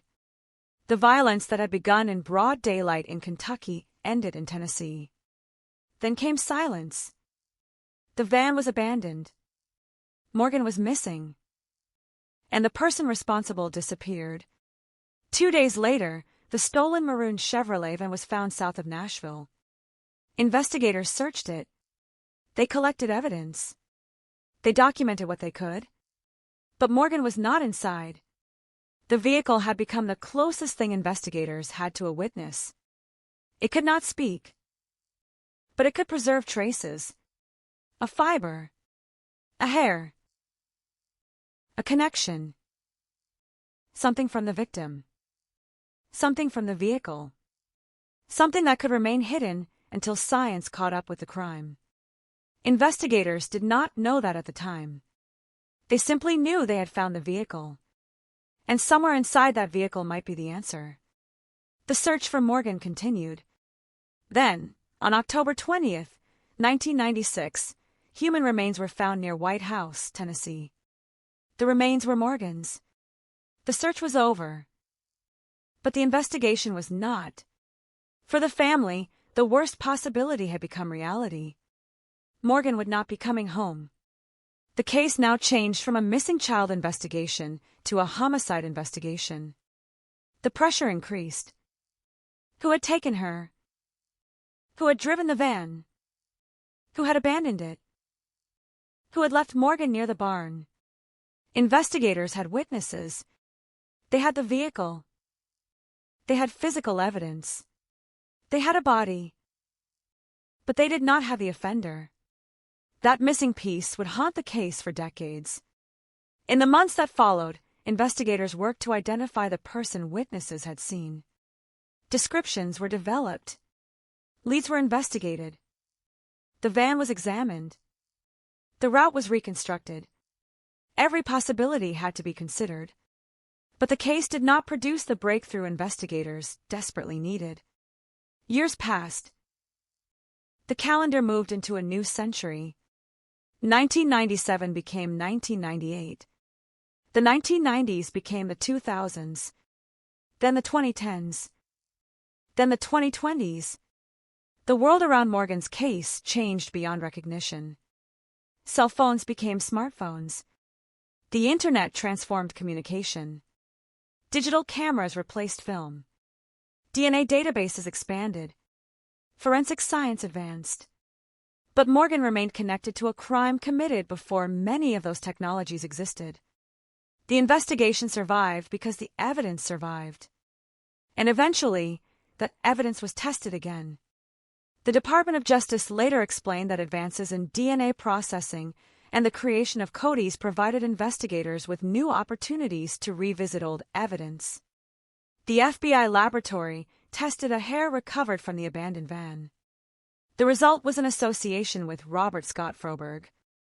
The evidence that had once been unable to identify a killer had suddenly produced a name.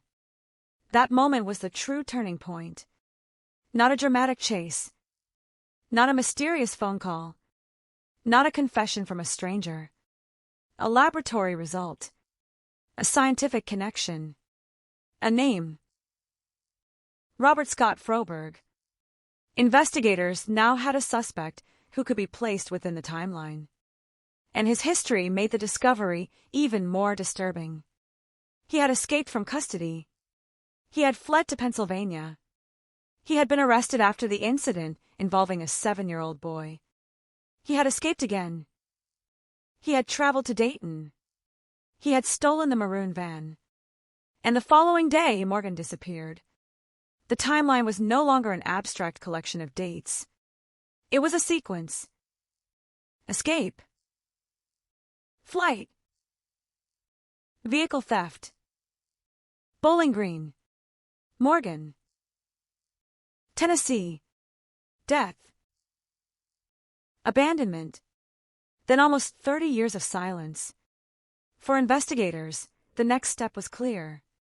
They needed to confront Froberg. The man was in Alabama. The evidence was waiting. The case was no longer only historical. It was active.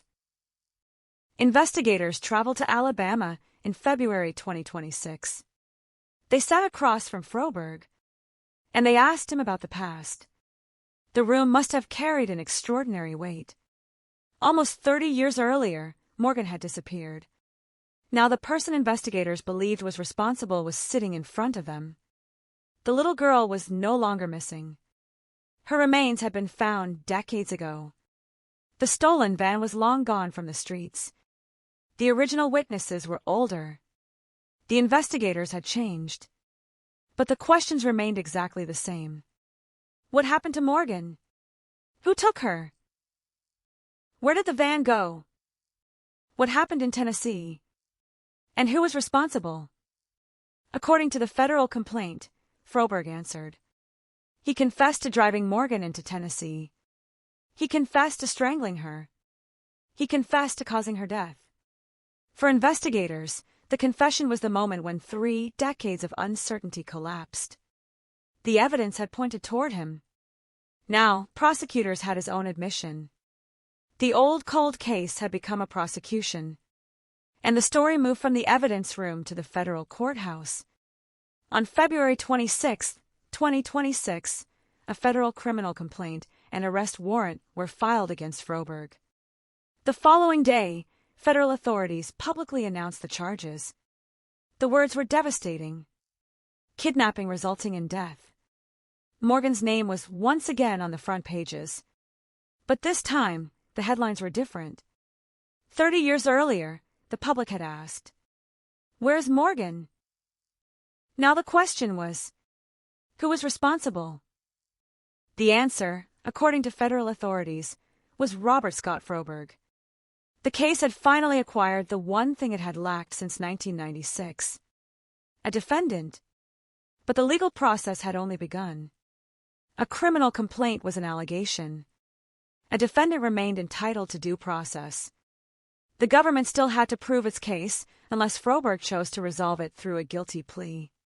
And the stakes were enormous.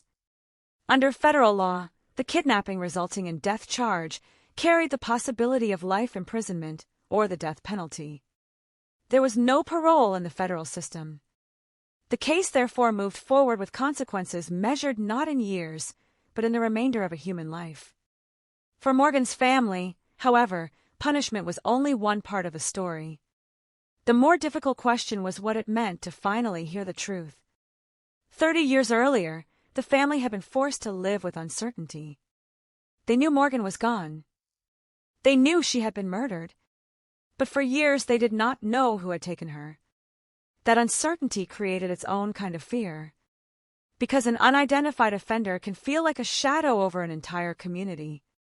If the person was never caught, could he strike again? Could another child become a victim? Could the person responsible be living nearby? Could someone pass him on the street without knowing what he had done? Those questions had remained part of the community's memory. And then the name surfaced. Froberg. The unknown became known. The shadow acquired a face. The case that had frightened Bowling Green for decades finally had a defendant. Yet there was something almost unbearable about the timing. The breakthrough came when Morgan would have been 40 years old. Instead, she remained 7 in every photograph. 30 years of technological progress had occurred without her. 30 years of birthdays had passed without her. 30 years of ordinary mornings and evenings had passed without her. The world had moved forward. Morgan had not. And now the legal system was moving toward its own final date. July 22nd, 2026. That was the day Robert Scott Froberg appeared in federal court and pleaded guilty to kidnapping resulting in death. The words finally came. Guilty. After 3 decades, the defendant admitted responsibility. The case no longer depended on whether a jury would believe the government's reconstruction. The man accused of taking Morgan had accepted responsibility in federal court. He also agreed to a life sentence under the plea agreement. The government announced that if the court accepted the terms, Froberg would receive life imprisonment. There would be no parole. For a case that had spent 30 years without a conclusion, the legal path had suddenly become clear. But the emotional path was not. Because a guilty plea is not the same thing as closure. Closure suggests an ending. But Morgan's story has no clean ending. There is no scene in which she returns home. There is no future waiting for her. There is only the truth of what happened. A 7-year-old girl was taken. She was driven across state lines. She was killed. Her remains were found. The case went cold. Evidence survived. Science advanced. A suspect was identified. The suspect confessed. And finally, he pleaded guilty. The timeline is now clear. But the pain remains. And perhaps that is the most haunting reality of all. For nearly 30 years, Morgan's family had been waiting for a name. They finally received one. They had been waiting for accountability. They finally received a guilty plea. They had been waiting for the legal system to catch up with a crime committed in 1996. It finally did.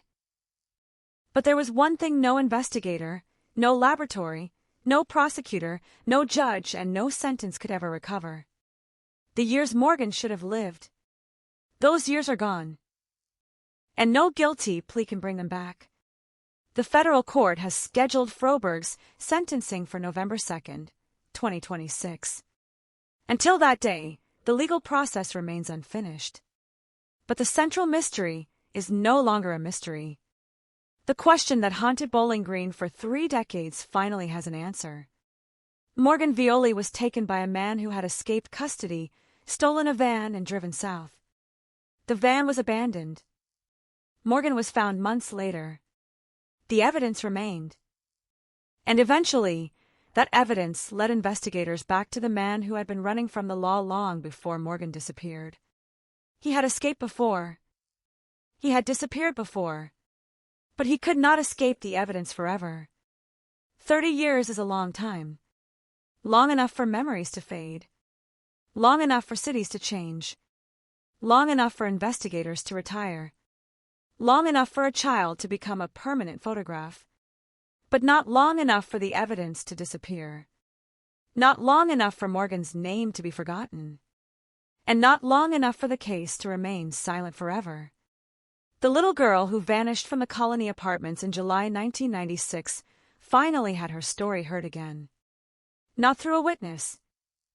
Not through a missing poster. Not through a desperate search. Through science. Through persistence. Through a confession. And finally, through a guilty plea. The cold case was no longer cold. But the question that remains is far more difficult.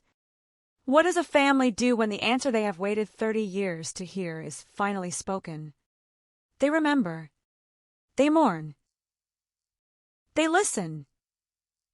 And they carry Morgan's name forward, because the person responsible may have finally been identified. The evidence may have finally been explained. The courtroom may have finally heard the word guilty. But Morgan will always be 7. And that is the part of the story that no sentence can change. The word guilty can end a criminal case. But it cannot end a family's memory. For Morgan Violi's family, July 22, 2026, was not simply another date on a calendar. It was the day a 30-year question finally received an answer. Robert Scott Froberg stood before a federal court and admitted responsibility for kidnapping Morgan, a 7-year-old girl who disappeared from Bowling Green, Kentucky, on July 24, 1996. Nearly 3 decades had passed. 3 decades of unanswered questions. 3 decades of evidence stored in files. 3 decades of investigators changing. 3 decades of technology advancing. 3 decades in which Morgan remained frozen at 7 years old. And now, the man responsible had pleaded guilty. But to understand the weight of that moment, it is necessary to understand what came before it. Because the guilty plea did not arrive at the beginning of the story. It arrived at the end of a long chain of events. A chain that began with a fugitive, a stolen van, a summer afternoon, and a little girl playing outside. Before Morgan's name became associated with one of Kentucky's most haunting cold cases, there was Robert Scott Froberg. According to federal prosecutors, his criminal history had already begun years before Morgan disappeared. In December 1988, Froberg was arrested for armed robbery in Alabama. He eventually became part of the state's prison system. Then, in April 1996, only months before Morgan's abduction, he escaped from custody. That escape became one of the first links in the chain that eventually led investigators back to him. He fled north. He reached Pennsylvania. And on May 20th, 1996, authorities say he attempted to lure a 7-year-old boy into a treehouse. The boy escaped. His mother contacted authorities. Froberg was arrested after a short chase. He was taken to the Northumberland County Jail. But the story did not end there. On July 16, 1996, Froberg escaped again. 8 days later, Morgan disappeared. The dates are impossible to ignore. July 16th, July 23rd, July 24th. 1 week. A stolen vehicle. A missing child. And then a crime that would remain unsolved for almost 30 years. According to federal prosecutors, Froberg traveled to Dayton, Ohio, after escaping custody. On July 23rd, he stole a maroon Chevrolet van near his parents' residence. The next day, he was in Bowling Green. Morgan was there. And everything changed. The vehicle became central to the investigation. The van was not simply a means of transportation. It was evidence.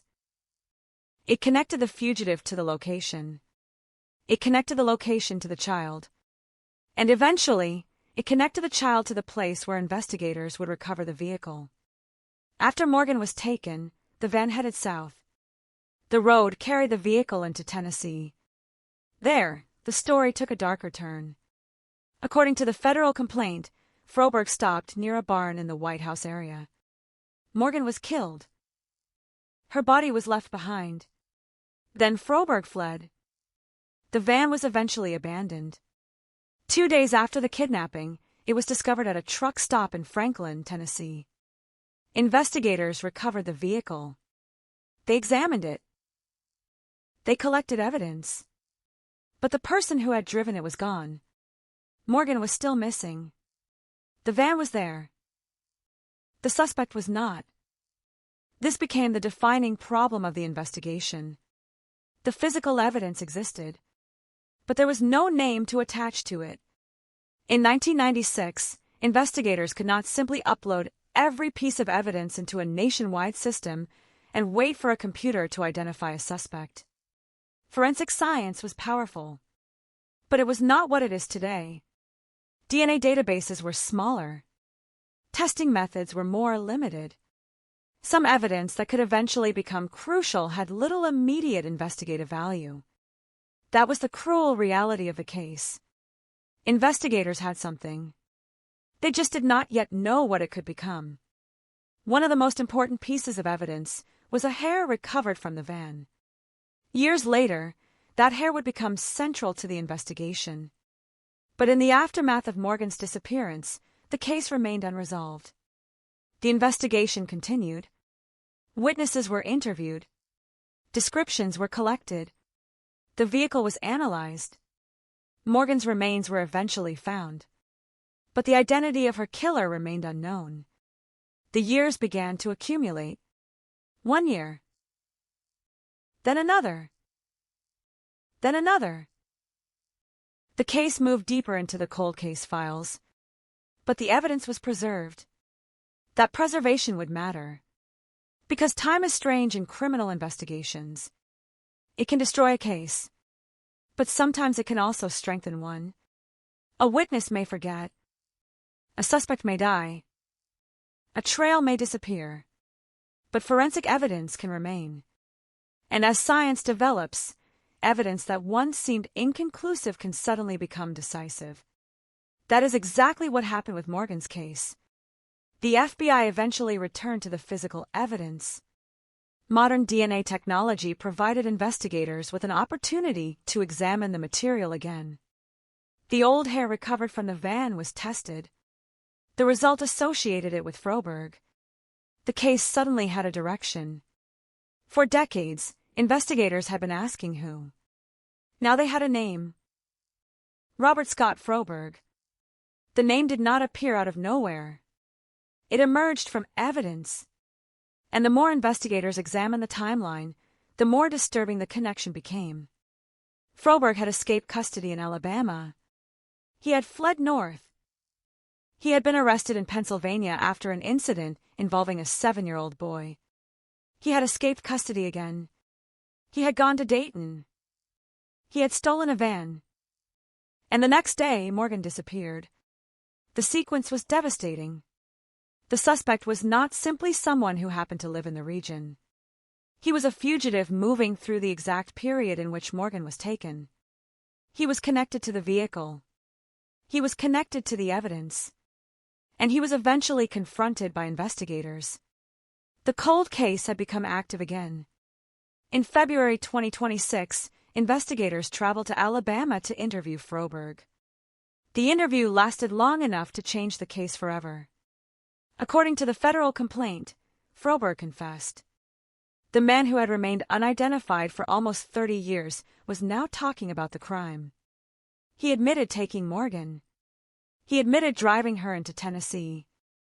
And he admitted killing her. For investigators, the confession did not replace the evidence. It reinforced it. The physical evidence had pointed toward Froberg. The timeline placed him within the investigation. The historical record provided context. And now his own words connected him to Morgan's death. The case had finally crossed a line. It was no longer merely an unsolved investigation. It was a federal prosecution.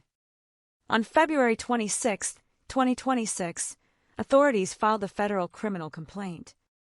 The charge was kidnapping resulting in death. The government alleged that Froberg had taken Morgan and that the kidnapping resulted in her death. The case attracted renewed attention. After decades of silence, Morgan's name was once again in the headlines. But this time, the headlines carried something the earlier ones did not. A suspect. A defendant. A confession. And a possible ending. For the public, it was the kind of breakthrough that cold case investigations are built around. For the family, however, the reality was more complicated. They had already lived with the worst outcome. They knew Morgan was dead. What they had lacked was accountability. For 30 years, the person responsible had remained unidentified.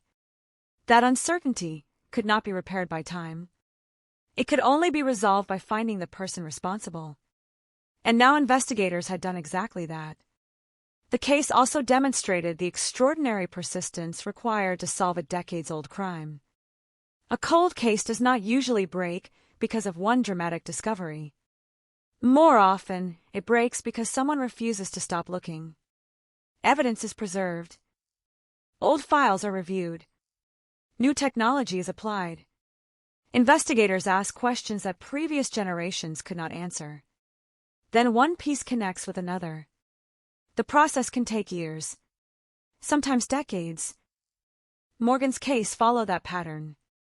The original investigation created the foundation. The physical evidence remained. Later investigators returned to it. Modern DNA testing provided a new direction. The direction led to Froberg, and the interview produced a confession. The sequence was slow, but it was relentless. The investigation had crossed 3 decades without losing the one thing it needed most: Morgan's identity. She was never forgotten. Her name remained in the case. Her photograph remained. Her story remained. And that mattered. Because cold cases can disappear from public attention. They can become historical footnotes. They can be replaced by newer crimes, newer headlines, newer tragedies. But a case can be quiet without being abandoned. Morgan's case remained open. And when technology finally made a new breakthrough possible, investigators were ready. The evidence had been waiting. Now the legal system had to act. The federal case moved forward. Froberg was formally charged. Then came the decision that would determine whether the case ended in a trial. On July 22, 2026, Robert Scott Froberg pleaded guilty. The courtroom heard the admission. 30 years after Morgan disappeared, the man accused of taking her formally accepted responsibility. The plea agreement called for life imprisonment. No parole. No possibility of simply walking away after a fixed number of years. The legal consequences were intended to last for the remainder of Froberg's life. For Morgan's family, the significance was not the length of the sentence alone. It was the acknowledgement. For decades, the case had carried uncertainty. Now there was an official admission. The federal government no longer needed to ask a jury to determine whether Froberg was responsible. He had pleaded guilty. The mystery had reached its legal conclusion. But there was another date still ahead. November 2nd, 2026. That was the scheduled sentencing date. Until then, the case remained in the final stages of the federal process. But the most important question had already been answered. Who was responsible? The answer was no longer unknown. Robert Scott Froberg. The name that investigators had spent decades searching for was finally attached to the crime. And yet, as the legal case moved toward sentencing, Morgan's story remained larger than the defendant. Because the victim was the reason the investigation had never truly disappeared. Morgan was 7. That number is easy to say. 7. But behind it was an entire life that never happened. There would be no 8th birthday, no 9th, no first day of high school, no graduation, no first job, no wedding, no children, no ordinary arguments, no family vacations, no phone calls, no quiet evenings, no future. All of those possibilities were erased on one summer afternoon.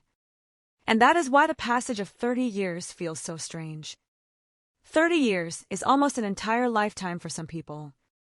For Morgan, it became the length of time it took for the truth to arrive. The world changed while her case remained unresolved. Technology changed. Investigative methods changed. People changed. But the photograph remained the same. Morgan was still the 7-year-old girl whose disappearance shocked Bowling Green. Her name remained attached to the case. Her story remained attached to the evidence. And eventually, her story led investigators to the man who had taken her. The guilty plea did not change what happened in 1996. It changed what happened after. 4 years, the case had been defined by questions. Where was Morgan? Who took her? Who drove the van? Why did the vehicle appear in Tennessee? Who left her remains near White House? Who was responsible? Now the questions had answers. Morgan was taken. Froberg was responsible. The van was used in the kidnapping. Morgan was transported into Tennessee. She was killed. Her remains were found. The evidence survived. DNA testing eventually identified Froberg, and he later confessed and pleaded guilty. The chain was complete. But the emotional story was not. Because a guilty plea does not bring back the dead. It only prevents the truth from remaining buried. That distinction is perhaps the most important part of Morgan's story. The purpose of solving a cold case is not to rewrite history. It is to finally acknowledge it. To say that this happened. To say that this child mattered. To say that someone was responsible. And to make sure that the crime does not disappear simply because decades have passed. Morgan's name will now remain permanently connected to the official record of the case. Not as an unidentified victim. Not as a missing child. Not as an unanswered question. But as Morgan Jade Violi, 7 years old. Abducted in Bowling Green. Found in Tennessee. Remembered for 30 years. And finally, given justice through the conviction process. There is no perfect ending to a story like this. There can only be accountability. The family cannot recover the years they lost. The community cannot erase the memory. And Morgan cannot return. But the silence that surrounded the case for so long has been broken. The evidence spoke. The suspect was identified. The defendant confessed. And the guilty plea finally gave the cold case something it had lacked since 1996. An ending. Not the ending Morgan deserved. But the ending the investigation had spent 30 years trying to reach. And somewhere behind all the legal documents, forensic reports, courtroom proceedings, and headlines is the image that should never be forgotten. A 7-year-old girl. A summer afternoon. A stolen van. A family waiting. And a case that refused to die. 30 years passed before the truth finally caught up with the man who had taken her. But it did catch up. And when it finally arrived, it carried Morgan's name with it. For almost 30 years, the evidence had been waiting in silence. Not waiting like a person waits. Not hoping. Not remembering. Simply existing. A piece of forensic material preserved inside an old case. A vehicle that had long since disappeared from the streets. Photographs stored in files. Reports written by investigators who could never have imagined how long the case would remain open. And somewhere inside that mountain of evidence was the thread that would eventually lead investigators back to Robert Scott Froberg. But in 1996, nobody knew that. In 1996, the investigation was still painfully immediate. Morgan had just disappeared. Her family was searching. Police were searching. The community was searching. Every minute mattered. Every possible sighting mattered. Every vehicle matching the description mattered. The country had not yet entered the age of smartphones, instant digital alerts, and modern forensic databases. There were no social media networks capable of spreading Morgan's photograph across millions of screens within minutes. There was no technology that could instantly connect a biological trace to a national database. Investigators had to work with what they could see, hear, and physically collect. And they did. The abandoned maroon Chevrolet van became one of the most important pieces of the investigation. It was discovered at a truck stop in Franklin, Tennessee, 2 days after Morgan disappeared. The vehicle was empty, but an empty vehicle can still tell a story. The location mattered. The timing mattered. And inside the van, investigators found evidence that connected Morgan to the vehicle. Among the evidence was a hair recovered from the van. At the time, that evidence did not immediately reveal the identity of the person responsible, but it was preserved. That decision would eventually become crucial, because forensic science does not remain frozen. The science of 1996 was not the science of 2026. Methods improved. Databases expanded. Laboratories became capable of extracting information from evidence that investigators once could only preserve. And with every advancement, old cases gained another opportunity. Morgan's case was one of them. For years, the evidence sat quietly. The investigation remained open. But no suspect emerged. No arrest came. No courtroom. No confession. The case became a cold case. That phrase can sound almost clinical. Cold case. 2 words. But behind them was a family living with an absence. A mother without her daughter. Sisters without the sibling they had expected to grow up with. A community without the child it had watched disappear. And investigators without the final answer. The passage of time created another problem. People who had been young in 1996 grew older. Memories changed. Witnesses moved away. Some died. Investigators retired. The world moved forward. But the central facts remained. Morgan had been abducted. The stolen van had been recovered. Her remains had been discovered in Tennessee. And whoever had committed the crime had escaped identification. That was the part that haunted the investigation. Not simply that Morgan was dead, but that someone had done it and remained unidentified. A person knew the truth. A person had carried the secret through years of ordinary life.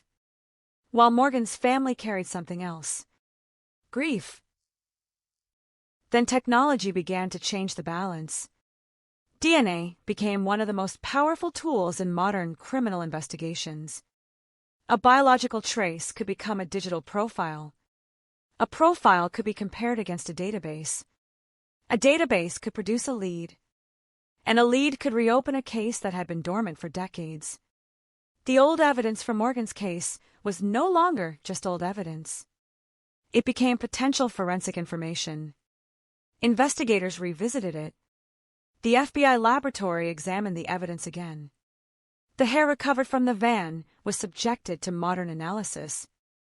Eventually, the testing produced an association with Robert Scott Froberg. The name was the breakthrough. But the name alone was not enough. Investigators needed to know whether the person identified by the forensic evidence fit the historical timeline. And that was where the past became extraordinarily important. Froberg had a criminal history that predated Morgan's disappearance. According to federal prosecutors, he had been arrested for armed robbery in Alabama in 1988. He was later imprisoned. In April 1996, he escaped from Alabama custody. He traveled north. Then came Pennsylvania. On May 20th, 1996, Authorities say he attempted to lure a 7-year-old boy into a treehouse. The boy escaped. Froberg was arrested. But the story did not stop there. On July 16, 1996, he escaped from custody again. 8 days later, Morgan disappeared. The timeline was becoming impossible to ignore. A fugitive had escaped. A stolen vehicle appeared. A child disappeared. The vehicle traveled south. The vehicle was abandoned. The child was found dead. And decades later, forensic evidence pointed investigators toward the same man. For investigators revisiting the case in 2026, these were no longer isolated events. They were pieces of a single historical sequence. The investigation had finally found a bridge between 1996 and 2026. The bridge was evidence. And on the other side was Froberg. By then, he was already incarcerated in Alabama on unrelated charges. That meant investigators did not have to search for him. They knew where he was. The irony was profound. For decades, investigators had been looking for the person responsible for Morgan's death. Now that person was already in custody. The fugitive who had once escaped the reach of authorities was sitting inside the prison system. The investigation simply had not yet connected him to Morgan. That connection came almost 30 years later. In February 2026, investigators traveled to Alabama. The old case was brought directly to Froberg. The questions were no longer theoretical. Investigators had evidence. They had a timeline. They had the historical record. And they had a suspect. Now they needed his account. According to the federal complaint, Froberg confessed during the interview. He admitted abducting Morgan. He admitted driving her into Tennessee. And he admitted killing her. For investigators, the confession represented something that had been missing since the beginning. A direct account from the person they believed was responsible. But the confession was also devastating, because it gave a voice to events that Morgan herself could never describe. She could not tell investigators what happened inside the van. She could not describe the journey. She could not explain where she had been taken. She could not identify the person responsible. The person who knew the answers was the person investigators finally had sitting in front of them. And according to prosecutors, he began providing those answers. The federal case moved quickly after the confession. On February 26, 2026, Froberg was federally charged with kidnapping resulting in death. The case that had been dormant for decades was suddenly moving through the justice system. For the public, the development was shocking. For the investigators who had worked the case, it was the culmination of years of persistence. For Morgan's family, it was something else entirely. It was the end of not knowing. There is a particular cruelty in an unsolved homicide. The family knows the victim is gone, but they do not know everything else. They may know the date. They may know the location. They may know how the body was found. But the identity of the offender remains beyond reach. That uncertainty creates its own kind of prison. Every new piece of information can raise hope. Every false lead can destroy it. Every anniversary brings the case back. And then the cycle begins again. Morgan's family lived through that cycle for nearly 30 years. The investigation became part of their lives. The cold case became part of the family's history. Then, suddenly, in 2026, the silence was broken.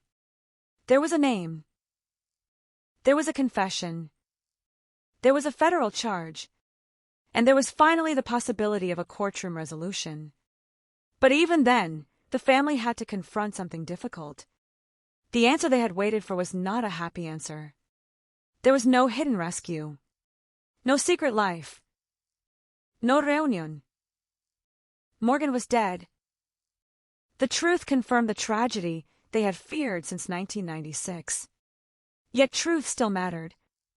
Because without truth, Morgan's death remained incomplete in the public record. The investigation could say she had been found. It could say she had been killed. But without identifying the person responsible, justice remained unfinished. Now that changed. Robert Scott Froberg became the defendant in the federal case. The government alleged that he had kidnapped Morgan and caused her death. The evidence supported the government's theory. The confession strengthened it.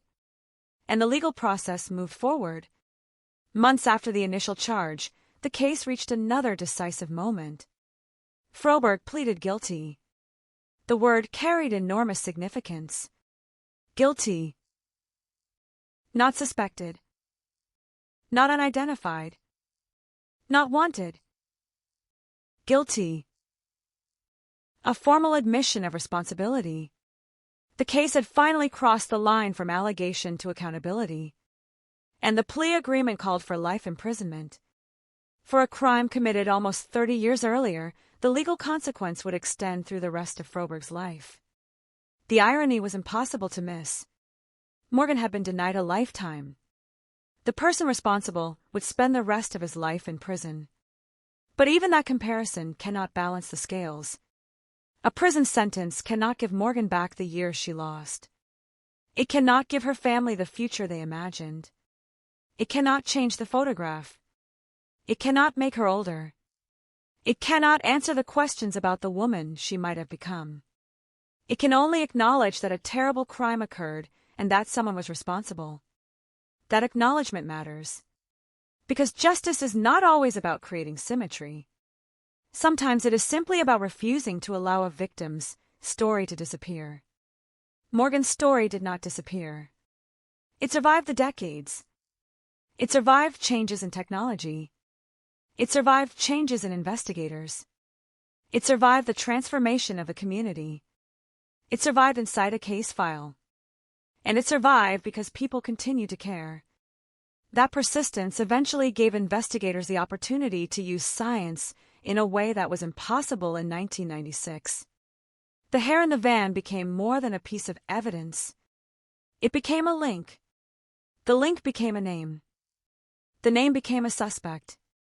The suspect became a defendant. The defendant became a confessed offender. And the confessed offender became a convicted criminal through his guilty plea. That is how a cold case moves toward resolution. Not always with a dramatic discovery. Sometimes with a tiny piece of evidence that waits for the right technology. Sometimes with an investigator willing to reopen an old file. Sometimes with a laboratory result. Sometimes with a conversation that happens decades too late. But eventually, if the evidence survives and the investigation continues, the past can become present again. Morgan's case is a reminder of that. The day she disappeared was ordinary. The investigation that followed was anything but. Her family entered a nightmare. Bowling Green entered a period of fear. Tennessee became part of the investigation. The stolen then became evidence. The case became cold.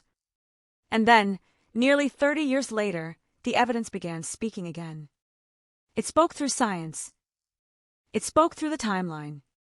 It spoke through the interview. And finally, it spoke through the guilty plea. The case had traveled a long distance. From Dayton to Bowling Green to Tennessee to Alabama and finally into a federal courtroom. But the most important journey was not geographic. It was the journey from uncertainty to certainty. From who? To a name. From what happened? To an answer. From, will anyone ever be held responsible? To a guilty plea. That journey took almost 30 years. For Morgan, it took almost her entire imagined lifetime. And perhaps that is why the photograph remains so powerful. A 7-year-old girl looking out from a moment that never changed. The world around her continued moving. The years continued passing. But Morgan remained exactly where history left her. 7 years old. Waiting inside the memory of everyone who refused to forget. And now, after 3 decades, her case has finally reached the point where the law can say what the family had been waiting to hear. The man responsible has been identified. He has admitted what he did. and he will face the consequences. The silence has been broken, but the memory remains. Because the end of a criminal investigation is not the end of a victim's story. Sometimes it is only the moment when the world finally stops asking what happened and begins remembering who was lost. Morgan Jade Violi, 7 years old. Taken in daylight. Found in Tennessee. Remembered for 30 years. And finally, after a journey through evidence, technology, persistence, and time, the truth caught up with the man who had tried to leave it behind. The truth had finally reached the courtroom. But for Morgan's family, the courtroom was never the place where the story began. It began outside, in daylight, among children, at a place that should have been ordinary.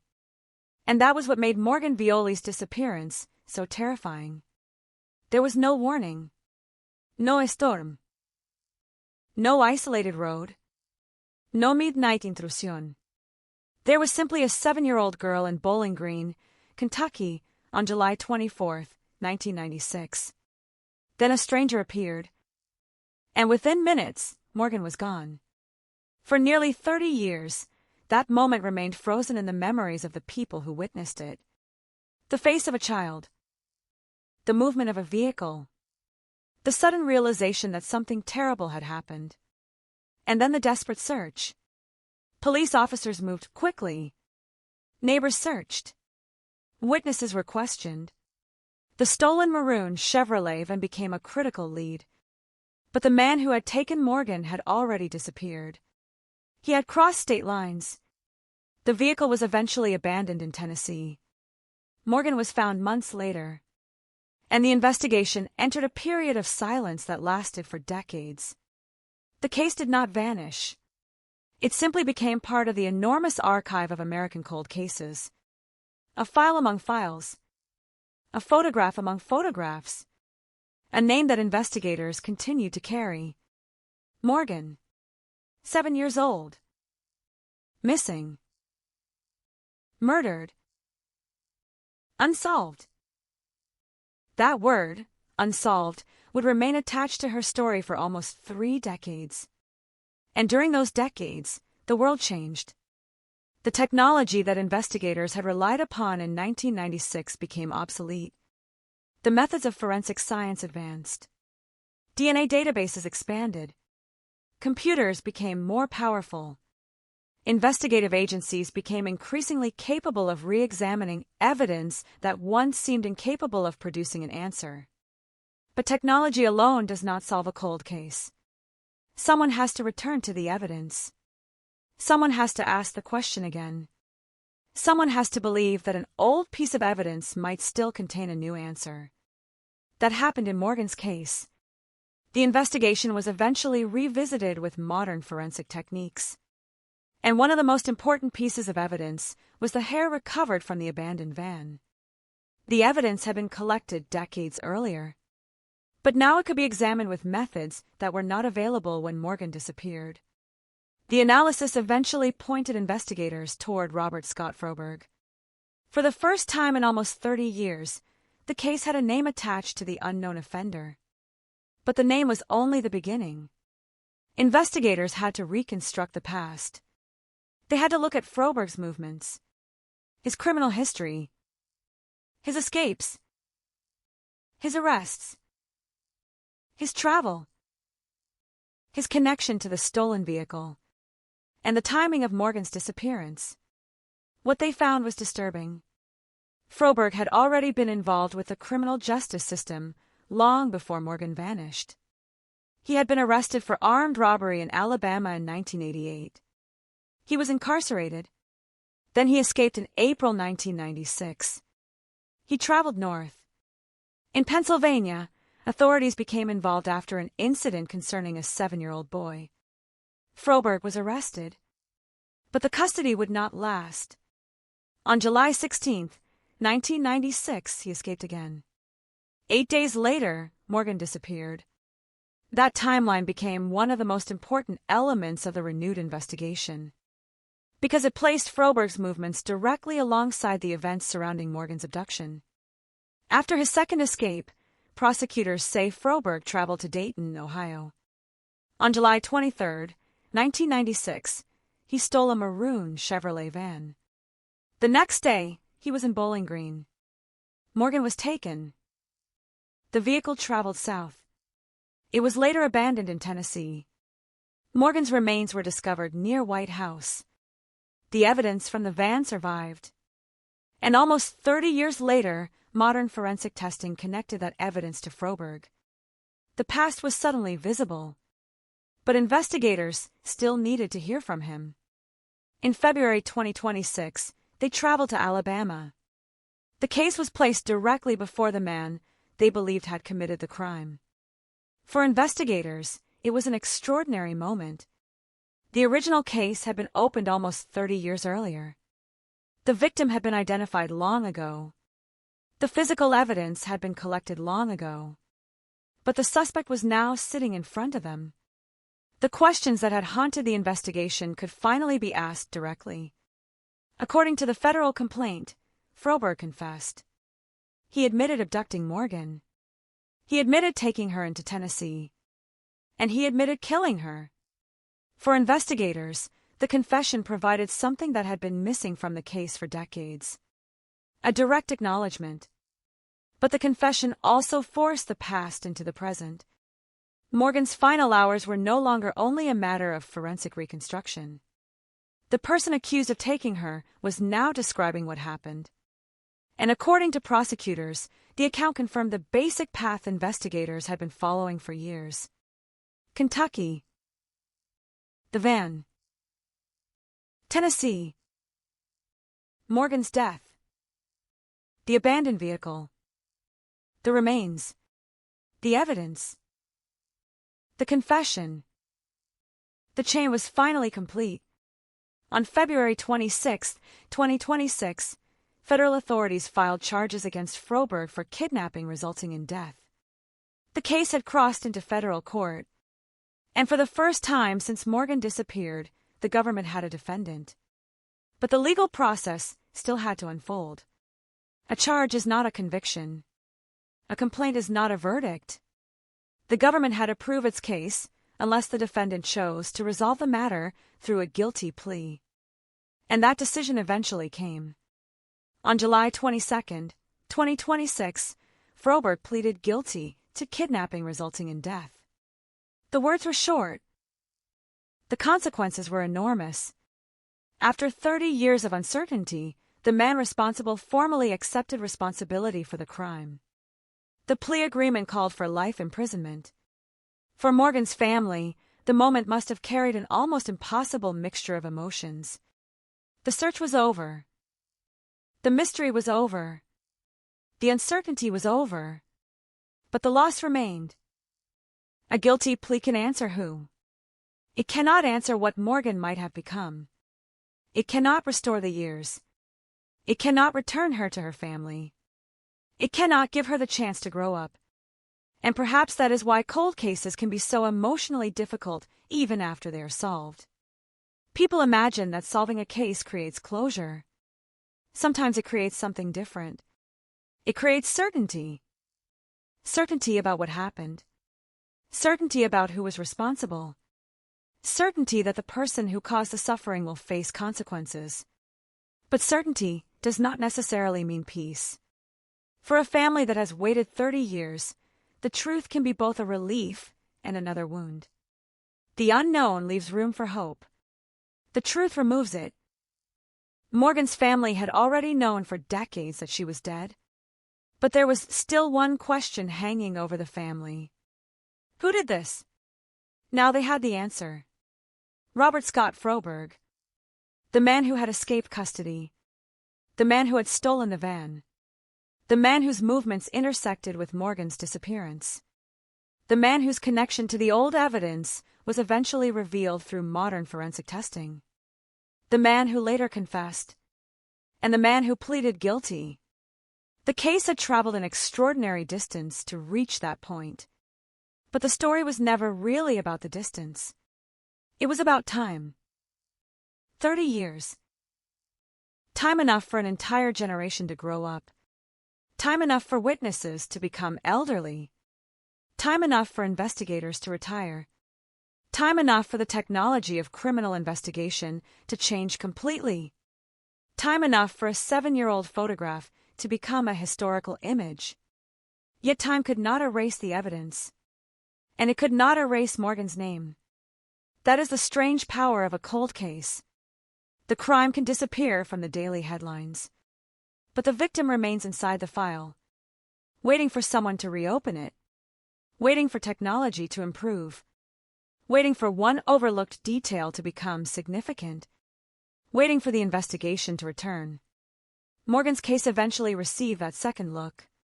And the second look changed everything. The hair recovered from the van became meaningful. The DNA evidence became meaningful.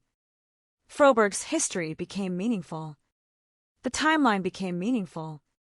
What had once been separate pieces suddenly formed a pattern. That pattern led investigators to Alabama. And Alabama led them to the confession. The investigation had effectively traveled backward through time. Investigators in 2026 were reconstructing decisions made in 1996.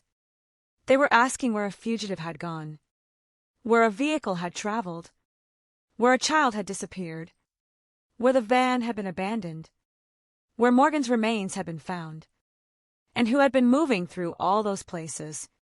The answer eventually became clear. Froberg. But there was another dimension to the case. The victim was not an anonymous name. Morgan had a family. She had sisters. She had a life before the crime. She had friends. She had a community. She was a child who was known and loved. When cold cases are discussed decades later, there is a danger of reducing victims to dates and locations. July 24, 1996. Bowling Green. Franklin. White House. Those details matter. But Morgan was more than a timeline. She was 7 years old. She was someone's daughter. Someone's sister. Someone's friend. And that is why the original search mattered so much. People were not simply searching for evidence. They were searching for a child. The difference is enormous. Every hour mattered because a child's life might depend on it. Every vehicle was examined because Morgan might be inside. Every tip was considered because someone might know where she was. And when the remains were finally found, the nature of the search changed forever.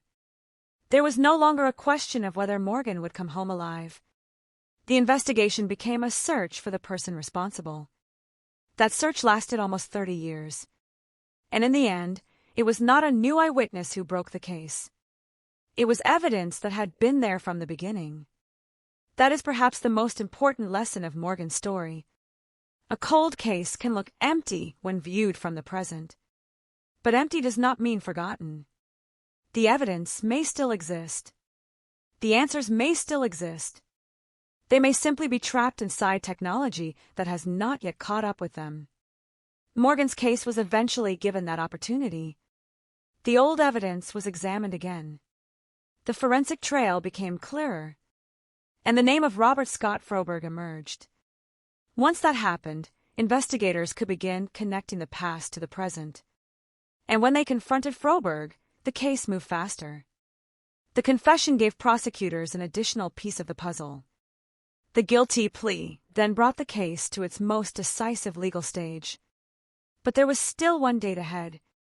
November 2nd, 2026. The scheduled sentencing. The final punishment had not yet been imposed as of the guilty plea. The court would still have to formally sentence Froberg. But the plea agreement called for life imprisonment. That meant the legal consequences were already clear in broad terms. The man who had taken Morgan would spend the remainder of his life behind bars. There would be no ordinary return to society. No chance to simply walk away from the crime after a short sentence. The case that had consumed investigators for decades was approaching its final legal chapter. Yet even as the sentencing date approached, the central image remained unchanged. Morgan, 7 years old. A photograph from 1996.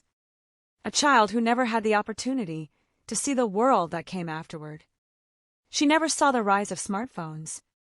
She never saw social media transform communication. She never saw the internet become part of everyday life. She never saw the technology that eventually helped solve her own case.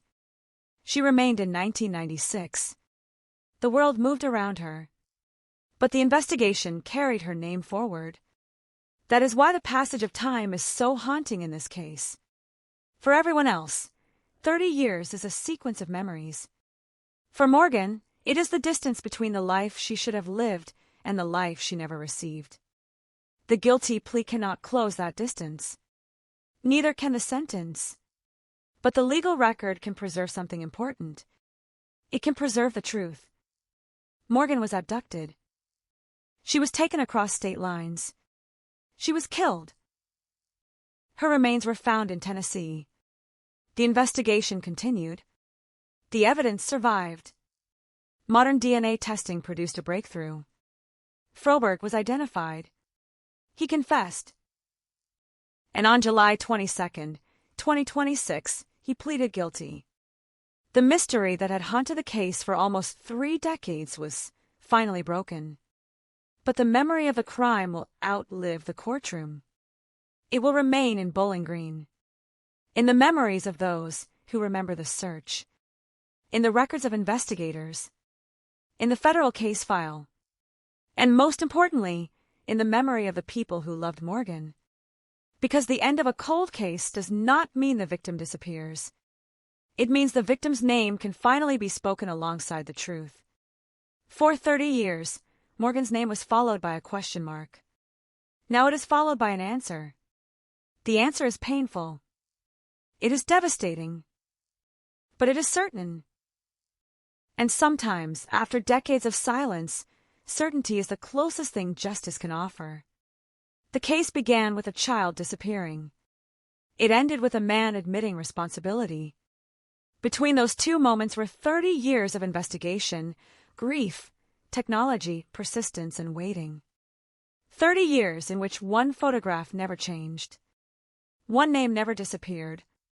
One family never forgot. And one piece of evidence waited for the day when science would finally know how to read it. That day eventually came.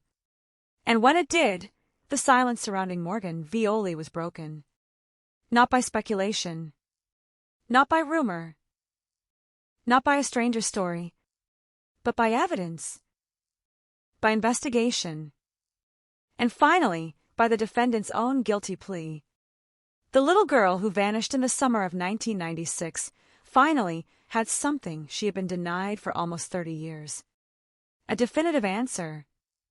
And as the case moved toward sentencing, the final question was no longer who had taken Morgan. That question had been answered. The final question was what justice would look like when a 30-year-old cold case finally reached the end of the road.